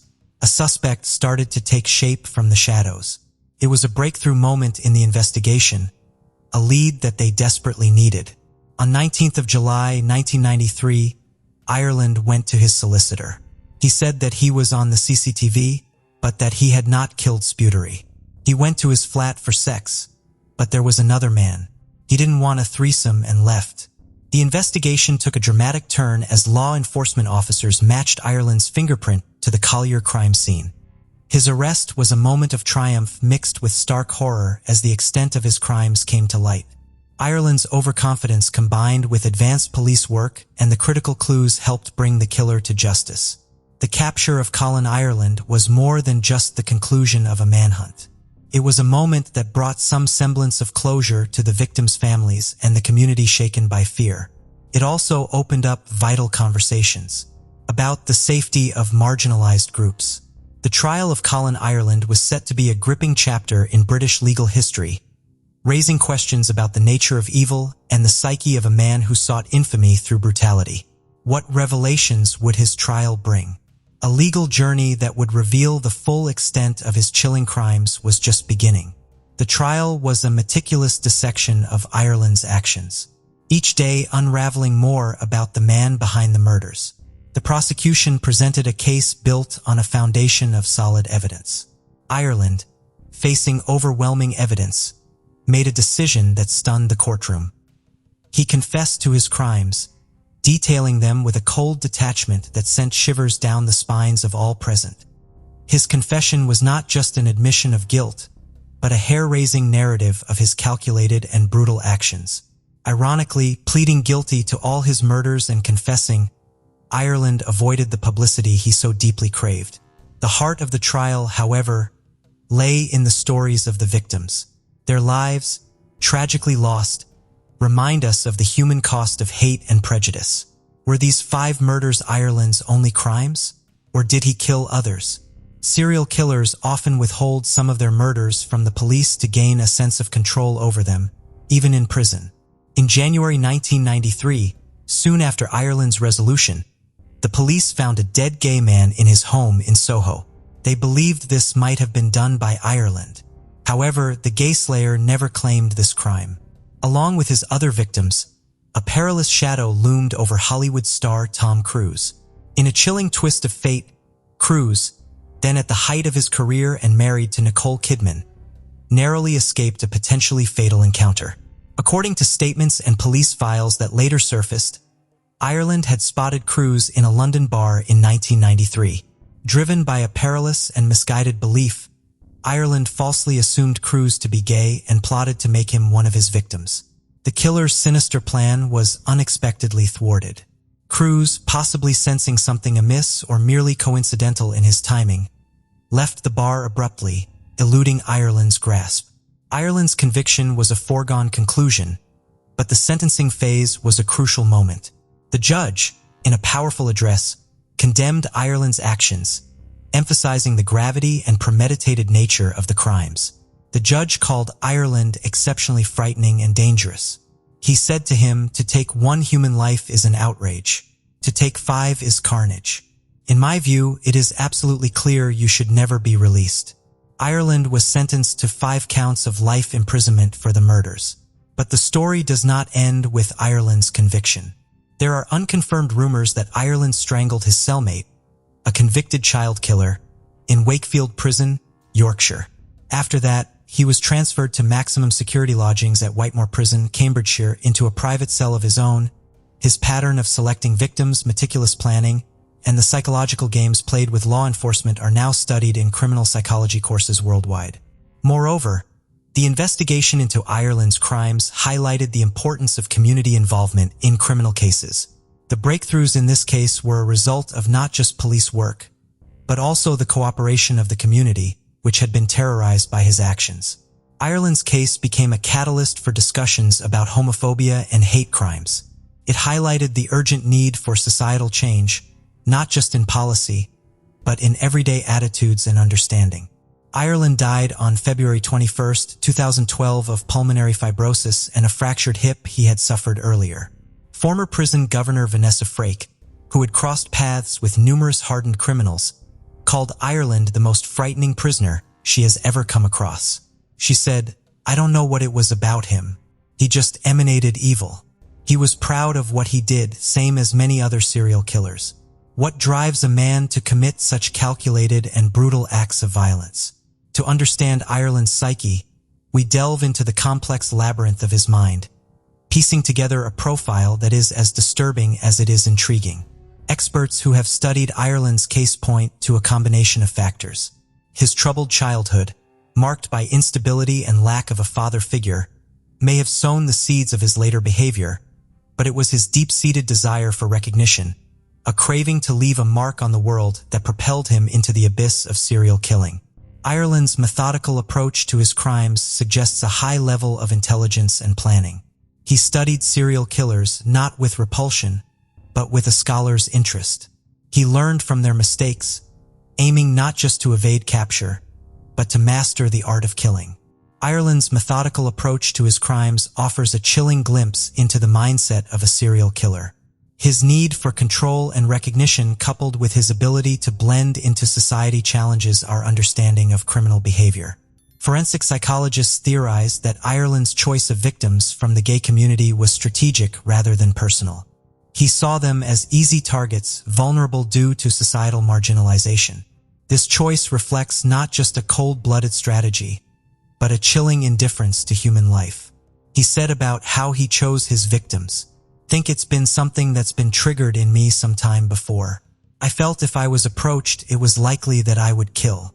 I thought to myself, if I wasn't approached, something wouldn't have happened. I would have gone on my way and nothing would have happened." Forensic psychologist Professor Michael Brooks explained. What he does is he reduces the chance of choosing an inappropriate victim or somebody who wasn't going to respond by not selecting those who didn't approach him. Perhaps the most terrifying aspect of Ireland's psychology is his lack of remorse. His confessions were devoid of emotion, his recounting of the crimes clinical. This detachment points to a possible psychopathic personality where empathy and conscience are alarmingly absent. Detective Inspector Martin Finnegan said, "He was very factual about his acts, as if he was describing someone else's activities. Absolutely no compassion at all. I didn't detect much hatred. It was just matter of fact, like I went down the shops and bought this, went into the flat and killed him." In most cases, the murderers who kill gay people are gay themselves, and those blatantly homophobic are often secretly gay. Was it really a plausible excuse for Ireland to give in to his secret emotions? Ireland compared the buzz of his first kill to that of losing his virginity. Maybe these hidden feelings brought this simile to his mind. Was Ireland just dishonest with himself and others, trying to hide what he really couldn't control? Ireland said he was heterosexual and didn't touch or have sex with the men he killed. However, it's difficult to imagine that at least 5 people invited him to his flat for sex, undressed, and let Ireland tie them without even a single kiss. Can a person even decide to become a serial killer? As a career just for the sake of it without any ulterior motives? And choose the specifics of his crimes by pure logic? Or is it something deeper? Or was theft the real reason of Ireland's crimes and murdering his victims was a calculated move to prevent them from identifying him later? There's inconsistency in Ireland's story about the murder of Perry Bradley. He said that he had promised Bradley to leave him alive, but then it occurred to him that Bradley could identify him. This narrative strongly contradicts with his whole intention of choosing his victims for murder to gain fame from becoming a serial killer. Was Ireland just exploiting homophobic moods in the society to mask the mercenary nature of his crimes, hoping that it will win him sympathy of the public and reduce the term of his imprisonment? Or was there more than one reason, perhaps all of them combined? Tell me your thoughts in the comments below. Share your perspectives and let me know what other cases you'd like me to explore. Until next time. On December 8, 1985, Samuel Basil and Patricia Joseph welcomed a baby girl into the world. December 8th is the day of the Roman Catholic feast of the Immaculate Conception, and the baby would be named Immaculate Mary Basil, known to most as Mackey. Mackey was one of 7, having 3 brothers and 3 sisters, and was from the Tlossan Nation, British Columbia, based out of Tatchee, south of the Cooschi River. The village of Tatchee, inhabited by roughly 400 people, has 1 road going in and 1 road coming out. Patricia Joseph had attended a residential school that was church-run and government-mandated. Children in these schools were stripped of their cultures, traditions, and taken away from their families. The last residential school closed in Canada in 1996, and the effects of them are still being felt by many to this day. In her earliest years, Mackey's life was stable. This changed when her father had an affair with another woman and left the family. Peter, Mackey's brother, explained that following their father's departure, their mother turned to alcohol and, in his words, kind of just left us behind. Peter began to care for his younger siblings, but before long, the children would be placed in foster care. The 3 youngest girls, 4-year-old Crystal, 5-year-old Mackey, and 6-year-old Ida, bounced around group homes and different foster homes, with mostly non-Indigenous carers. When they were first taken into care, Mackey, Ida, and Crystal were initially kept together. Crystal talked about their experiences, saying that the foster parents would just treat us wrong, being in it for the money. If the children got wet from playing outside, then the foster parents would strip them down in public. At some point, Mackey was placed in a separate home, but they would still see each other at school. Due to her thick carrier accent and the outdated outfits the foster carers insisted on putting the children in, they were often targeted by bullies. Mackey and Ida would endure appalling physical, verbal, and sexual abuse. They would bear the brunt of it to protect their younger sister, Crystal. Crystal said, "All that time they were getting sexually abused by our foster parents to save me." Ida said that Mackey got the most of it. As they got older, they were placed in group homes together, staying in hotel rooms for weeks at a time when a place couldn't be found for them. They would save their allowances and use the money to buy bus tickets or would hitchhike back to the reserve to see Peter, who at that point was too old to be in the foster care system. "Because we didn't get to grow up in an indigenous home. Mackey always said she wanted to go back home and get to know our family and get to know the community," Ida said. Ida would later say that their shared experience of the foster care system strengthened their bond, and they would make time to call each other regularly at 10 a.m. In the early 2000s, Mackey aged out of the foster care system and graduated from high school. She also remained faithful to her dream of reconnecting with her roots, her heritage, and her people. Mackey settled in Fort St. James and was working 2 jobs, part-time as a secretary and also as a teaching assistant. In 2006, tragedy would strike when Patricia Joseph was struck by a vehicle in Prince George. She would later die as a result of her injuries. One of the most important aspects of Mackey's life was being a mother to her little boy Jameson. Her world revolved around him, and she was a dedicated and devoted parent. Mackey adored children and became a foster parent to someone on the reserve. She was determined that children who went into the foster care system would not have the same experiences that she had had, and that the children she cared for would be treated with the dignity and respect that she had been so cruelly denied. Mackey was shy and introverted and highly selective about who she chose to spend her time with. Whilst she struggled, she rarely showed it, determined to overcome her past and not let it define her. She didn't drink or do drugs and rarely went to parties or anything of the sort. She preferred to spend her time at home. Any events that came up, Mackey would channel her creative energy and decorate the whole room. Mackey had recently split from her longtime partner, who was the father of her little boy. It is not public knowledge how long they had been together, and the cause of the breakup is also not known. What we do know is that news of their separation had come as a surprise to Mackey's family. In the week leading up to Father's Day, Mackey was with her brother Peter at his home in Tachi.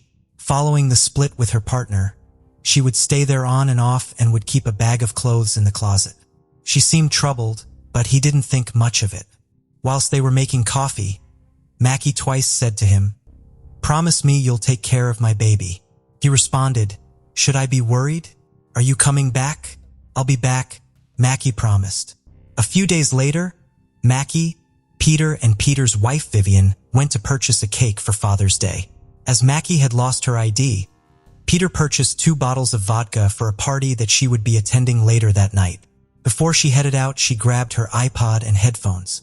Mackey never went anywhere without her music, and promised she would be back the next day as she had plans to take her nephew and son to the park. She returned a few hours later to retrieve the second bottle of vodka before heading up the trail that led out of town. Peter opened the front door and his sister called back, "Goodbye, bro. I love you." As Peter watched her walk away, he noticed a man waiting for her further up the trail. Peter later explained in an interview with the Waries, he had asked himself why Mackey would say goodbye in that way if she knew she would be coming home. On the 13th of June, 2013 at 5 p.m., she attended the funeral of her aunt. Later on, she went to the house party on the Tachi Reserve about 20 minutes away from where she lived. It is not public knowledge how many people were at the party or who exactly was there, but Vanessa Joseph, Mackey's cousin, believes that it was mostly Mackey's cousins who were attending the party. At around midnight, she was seen by Hebra, the Peter, while she was picking up alcohol and told him she was with her younger cousin Keith and a man named Victor, who was known to Vanessa. Victor was around 48 years old at the time and was known to police and had appeared in the Delayed Court for his crimes. His convictions included violent crime and at least 1 sexual assault. And usually for her, she didn't have an extra change of clothes or makeup as she normally would for an overnight trip. She also did not own a mobile phone. It was reported that she was wearing a black hoodie with a maple leaf on the front, gray yoga bottoms, and white shoes. She also had her dark blue iPod Shuffle with her and her white headphones. It is then alleged that Mackey left the party to get some red tin from a hunter's cabin near Cooschi. The truck that she was traveling in allegedly got into an accident as they were coming away from the cabin on Leo Creek Forest Service Road near a place called 16 Kilometers. It has been alleged that following the accident she had attempted to hitchhike herself, but this claim has not been substantiated nor corroborated. Vanessa would later say that an accident was apparent as parts of the truck were found near a tree that had been broken in half. She also explained that she had learned that an attempt had been made to get another truck from the hunter's cabin and use that to pull the truck that had crashed. Large portions of the timeline surrounding Mackey's last known movements have not been made public knowledge. We do know that she was alone for much of the night after midnight. From there, no one knows what happened, said Ida. It is also worth noting that around this time Mackey was not driving a vehicle. As 10 a.m. rolled around, Mackey was due to have her daily call with her sisters Crystal and Ida, but she failed to answer the phone. Her sisters thought that maybe she was at her brother Nick's house, but there wasn't a phone at his property and they lived too far from him to go and have a look around. Also at 10 a.m., Victor was spotted walking down a street in Tachi. Noticeably, his clothes were wet up to his chest. He was seen by Vanessa and others. Although at the time they thought it was strange, they weren't aware that Mackey hadn't been seen, so did not investigate further.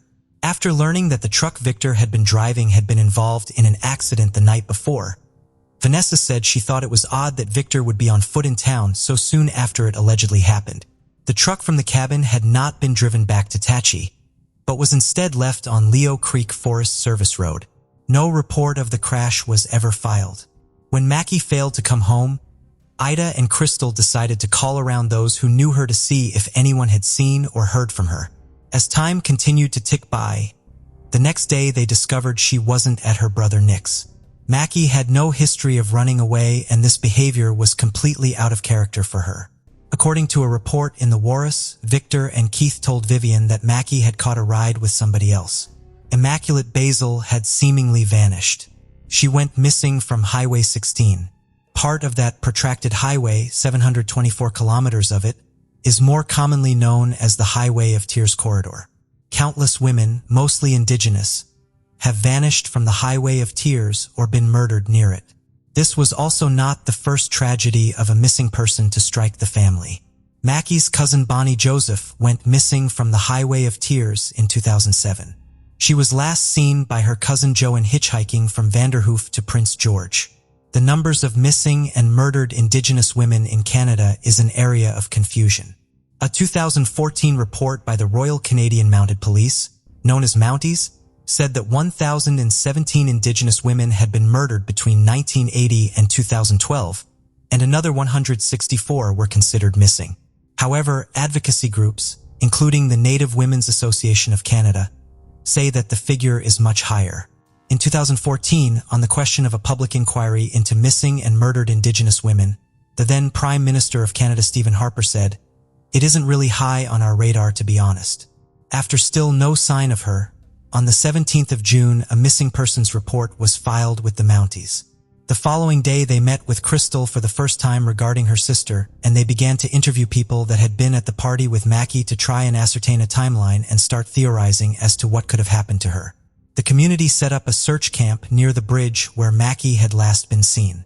Around 300 people, including those from neighboring reserves, mobilized and joined the hunt to find her.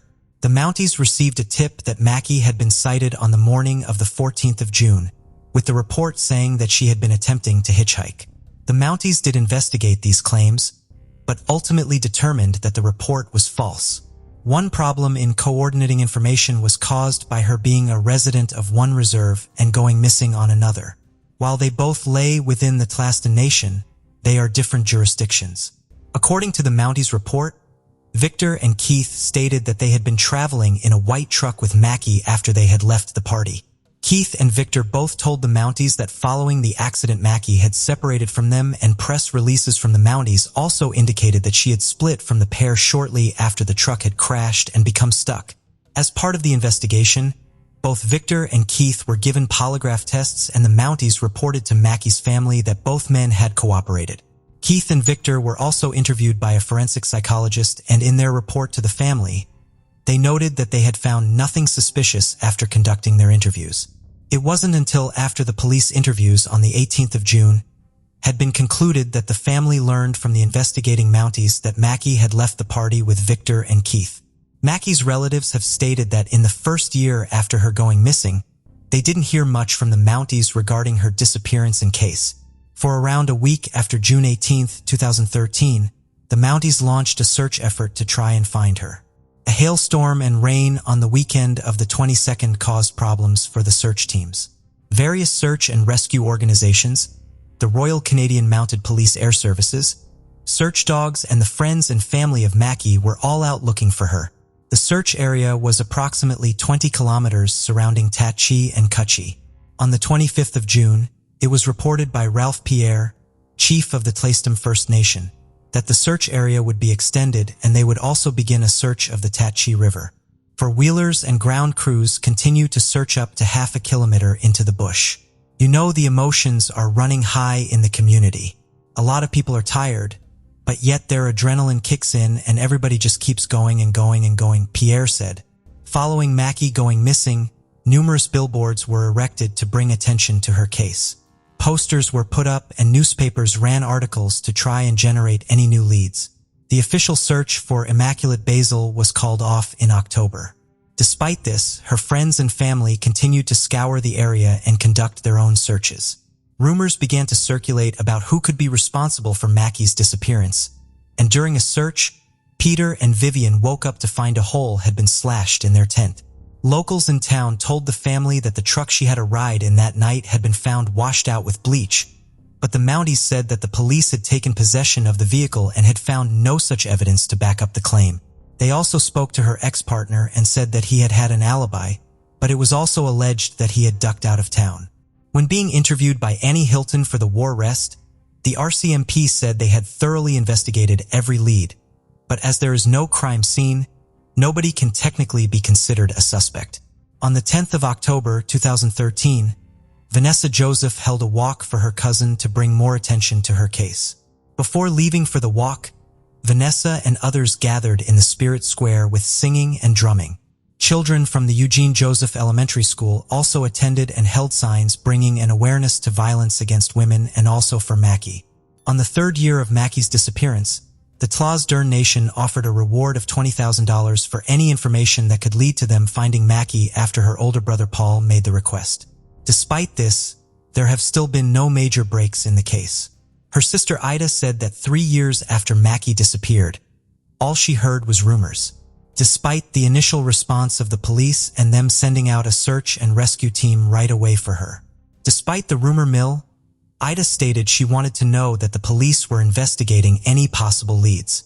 She also said she was no longer hearing from the police regarding her sister's case and that she hadn't been contacted by them since the year she went missing. There are several theories about what could have happened to Immaculate Basil. As she had a young son and was close to her family, it is considered she unlikely would have upped and left or ran away.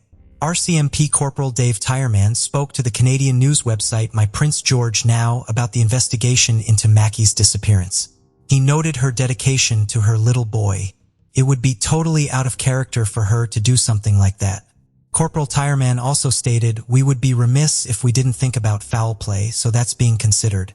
Was she attacked by a wild animal? Was it a part of the terrain?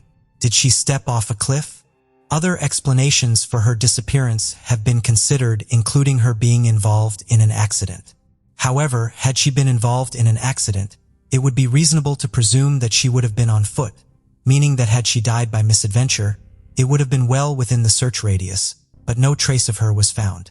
None of the items that Mackey had with her that night, such as her clothes or iPod, have ever been found. Another theory was that she had been attacked by an animal. Animals in the area include wolves, cougars, grizzly and black bears, and coyotes. This theory is called into question when one considers that no such evidence of an attack was found by those searching on foot and from the air. No blood or remains have ever been found that are confirmed to be hers. The likelihood of it being a stranger abduction could be considered small due to the remote location of the area and the timing. However, the FBI have stated that abductions committed by a stranger most likely involve a firearm and are motivated by sexual assault. Mackey's family is still looking for her and have never stopped.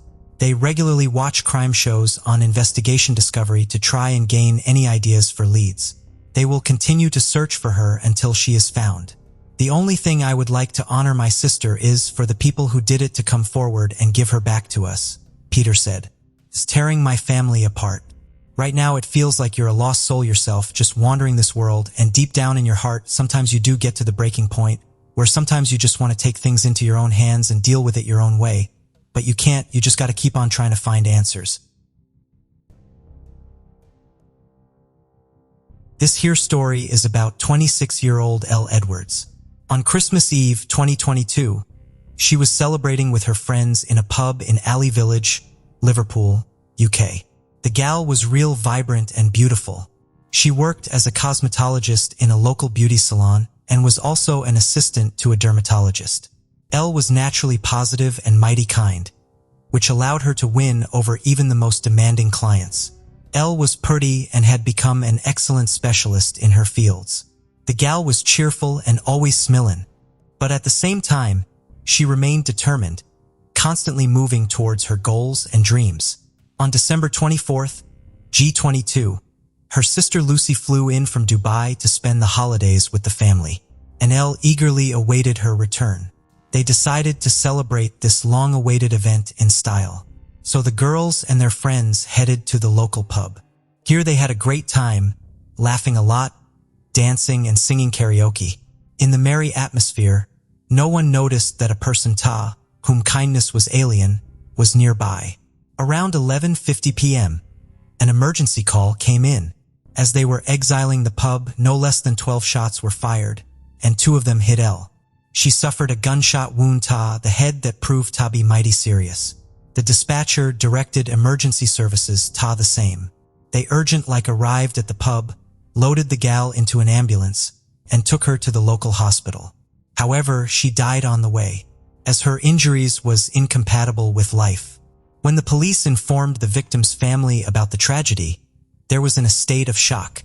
No one believed it, and no one understood how this could have happened to her. No one suspected that this beautiful and cheerful girl could have had deadly enemies. In the early stages of the investigation, the detectives had no leads.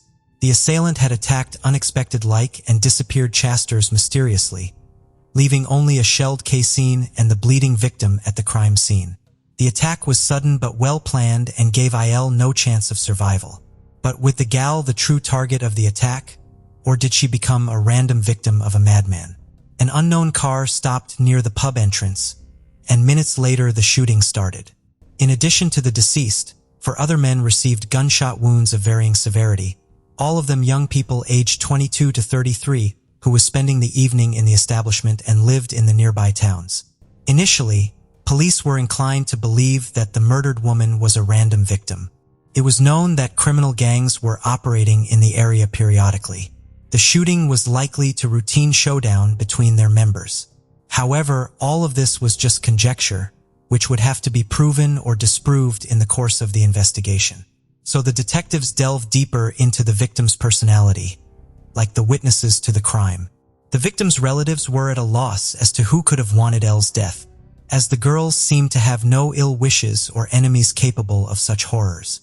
The detectives decided to interview other witnesses and the victims of the unknown criminal's gunfire.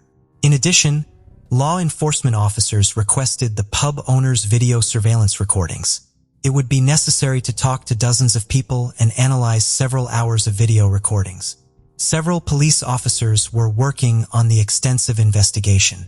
It was necessary to answer several difficult questions. There were too many victims of the attack. But was this spontaneous aggression? Or did the perpetrator pursue a specific target? All witnesses to the incident were interrogated. However, checking mobile communications data took more time. The media were notified to assist in the investigation. Law enforcement officers urged anyone with valuable information to come to the police station.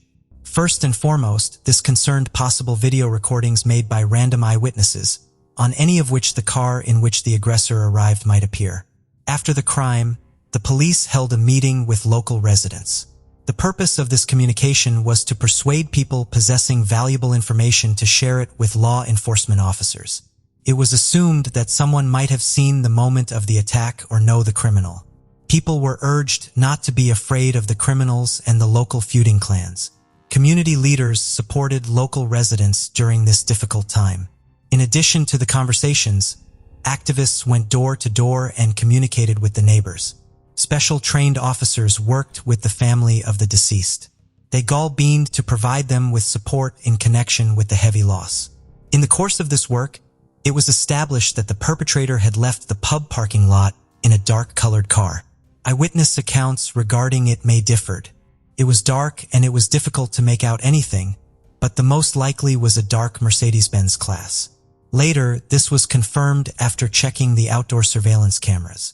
The killer did not immediately open fire, drive up to the parking lot, and observe the pub visitors for some time. He sat in the car so that he could freely see the entrance and most of what was happening inside. Apparently, he was choosing the most convenient moment for the attack. After a few minutes of surveillance, when Al came out, the criminal quickly got out of the car, fired 12 shots, then instantly got back behind the wheel and disappeared. Investigators, after studying the recordings, made an important conclusion. The attacker was a lion. No one helped him. It was not possible to trace the exact location where the perpetrator fled. Therefore, the detectives went door to all local residents, describing the car and recounting the circumstances of the incident, trying to establish the identity of the killer. Patrolling the streets was carried out around the clock, and this yielded results. Just 2 days after the shooting, detectives detained 2 suspects, but no names were mentioned until all the circumstances were clarified. However, it was not possible to prove their involvement in the crime, in particular because the murder weapon was not found. After that, the detectives made a statement to the public, saying that they would not rest until the unknown shooter was punished.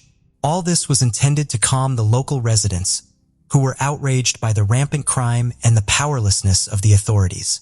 It was also assumed that the attack had been provoked by a feud between local gangs. In this case, L would be considered a random victim. However, all this was also just an assumption that remained to be verified.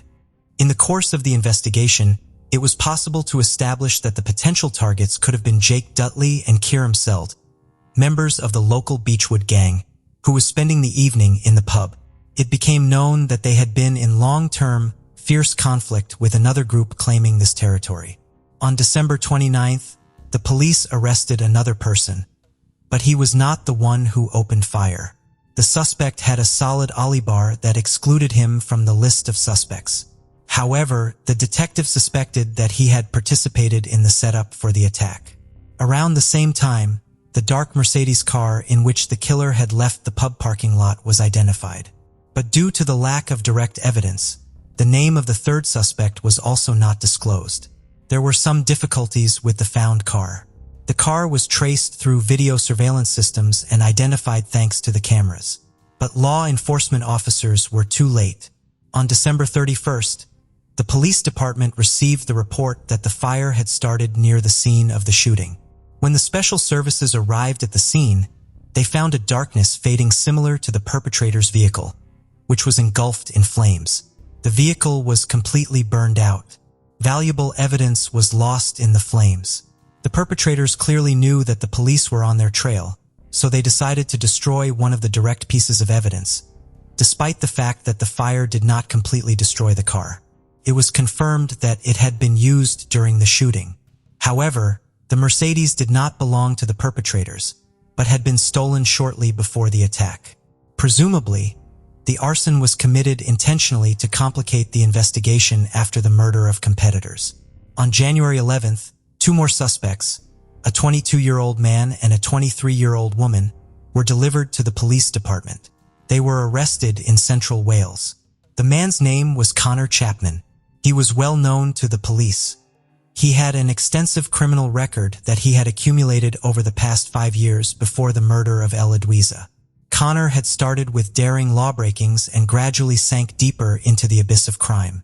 One of his first serious crimes was a car theft under aggravating circumstances. He had repeatedly become a suspect in robberies, hooliganism, and threatening behavior. Once the young man was involved in a chase with the police, after which he abandoned the car and hid in the bushes nearby. When they detained him, the criminal said that he did not understand what chase they were talking about and that he was here just waiting for a friend. In this case, he became the real star. The detainee's data ended up in newspaper headlines. Carla Chapman was from Birkenhead, Liverpool. His parents had left him at an early age, so his grandparents had formalized guardianship. It was in a house that the hero of the story moved.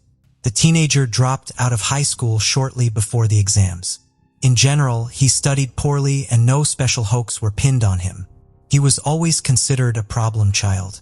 The young hooligan first became a defendant in a court case in 2014, when he was 14 years old. Connor was accused of shoplifting. As early as 2016, he committed another crime. His involvement in the theft of a car was proven when the young man was detained in a stolen vehicle. He did not have a driver's license or insurance, which was a violation of the terms of his suspended sentence. In 2017, high theft was added to the storage of prohibited substances. During this period, he was also under police supervision, so he had again violated the restraining order. As a result, he was banned from accessing several parts of the city. Connor was not allowed to appear in public places, as he clearly posed a threat to society. However, as early as 2019, he violated the ban again. The patrol detained him in a public place. The young man had a knife and prohibited substances with him. In the same year, the general public first heard about Connor Chapman. He appeared on the pages of the local newspaper after an unsuccessful attempt to escape from the police in a stolen car. The city patrol noticed a stolen Audi on the streets and ordered the driver to stop and get out of the car with his hands up. However, the 18-year-old Chapman did not obey, provoking a chase. During the short flight, Connor committed a large number of traffic violations. In particular, he accelerated to more than 80 kilometers per hour in areas with a 30 kilometers limit. Tana repeatedly drove into oncoming traffic and in the end crashed into the curb. At speed, Kai was thrown aside and turned around. The driver could not continue the orgy, so he got out of the car and ran away. However, even here he was unlucky, as the patrol caught up with him in the bushes just a few hundred meters away. In his defense, the young man said that he was waiting here for a friend, but the deception was obvious. The lawyer of Connor explained in court that his client had fallen under the influence of a band company of Alder Freys. The court left him unpunished and the need to release the budding criminal.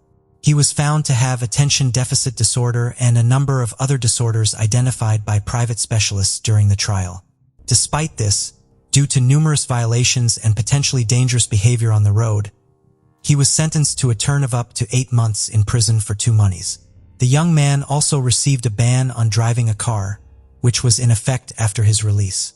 Thus, the budding criminal had achieved 14 convictions for 30 criminal episodes by the time he reached adulthood. It was obvious that he had no intention of changing and categorically refused to fit into society.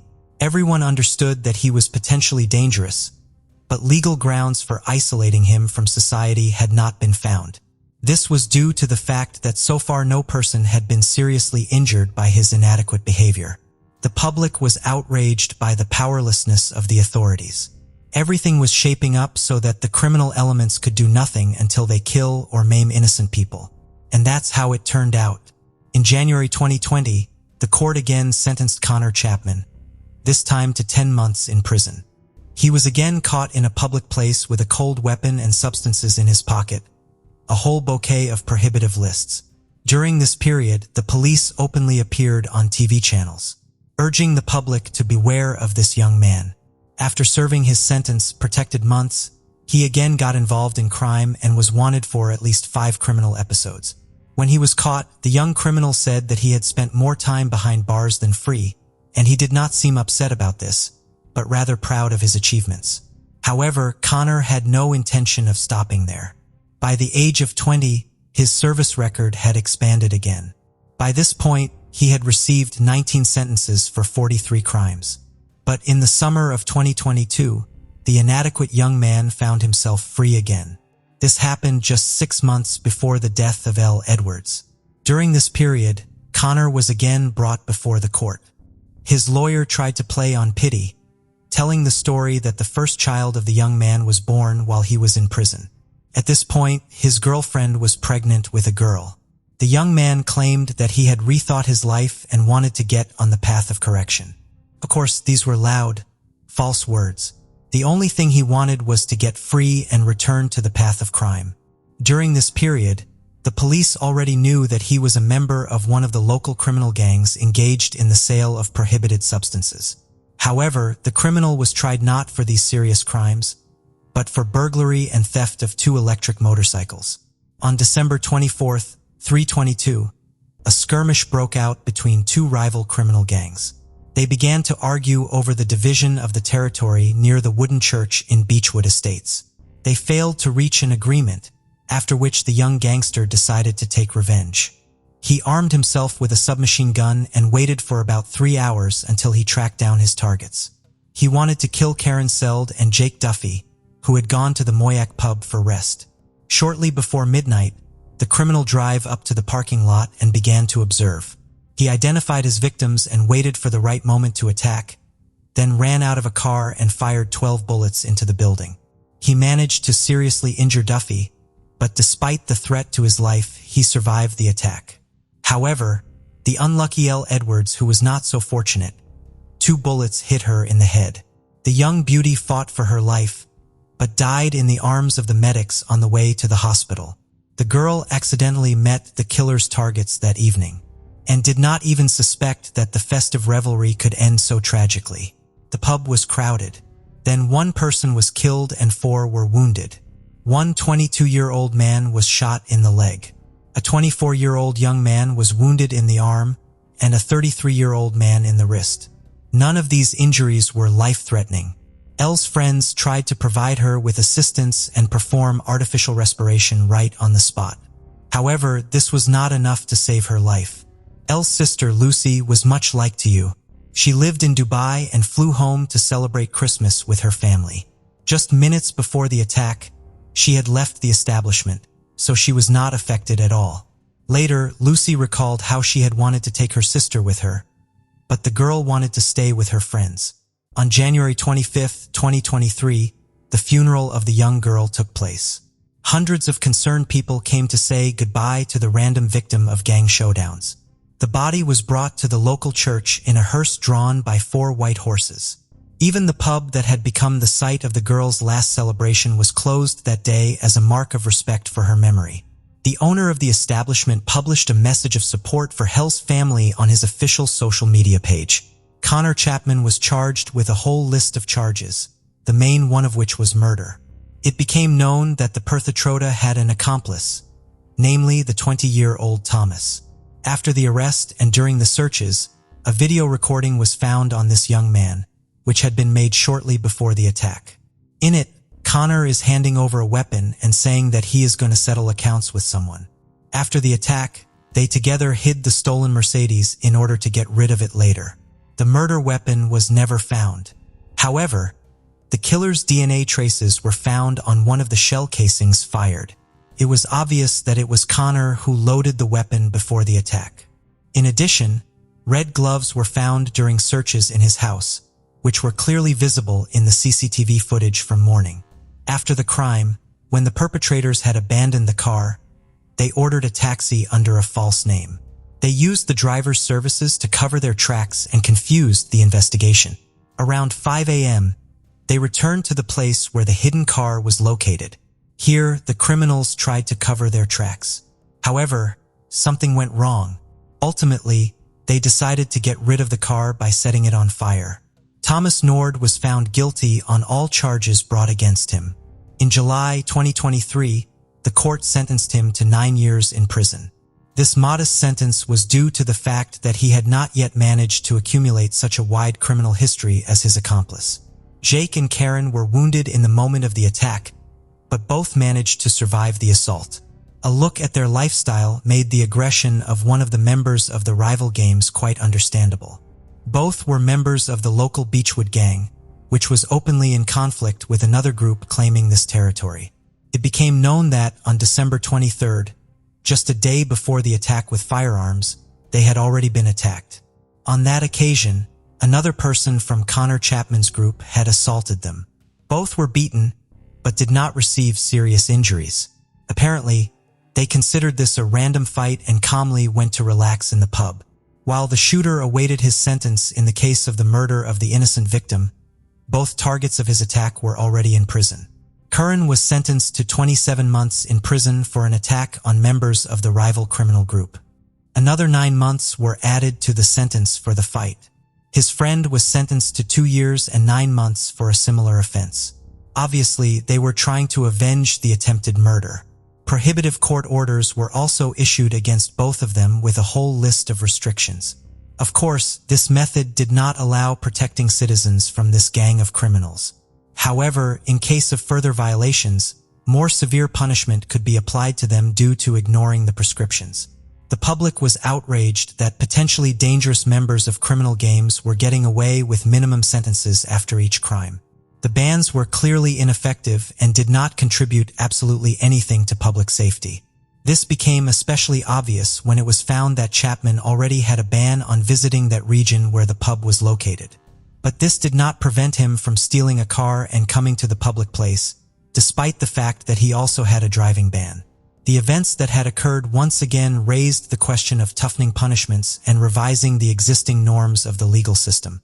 However, so far this flawed system has not suffered any serious changes. At the trial on the case of L's murder, Connor tried to refute that it was he who appeared on the CCTV footage. According to him, during this period he was at home, packing Christmas gifts. However, a sufficient amount of evidence was collected to expose the lie. The hearings on the case lasted 3.5 weeks, during which all the circumstances preceding the attack were revealed. It became known that the reason for the attack was only the competition between the two criminal gangs dividing the territory nearby. The defendant did not even know the victim. He simply did not care about her fate, as well as the fate of all the other innocent people in the bar. He was driven only by blind fury, which he could never control.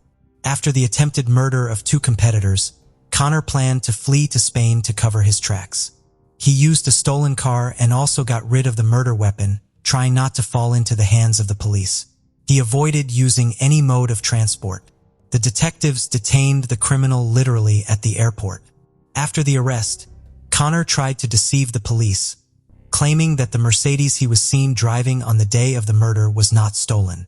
According to him, this was a common car of the criminal group, which they used for the distribution of substances.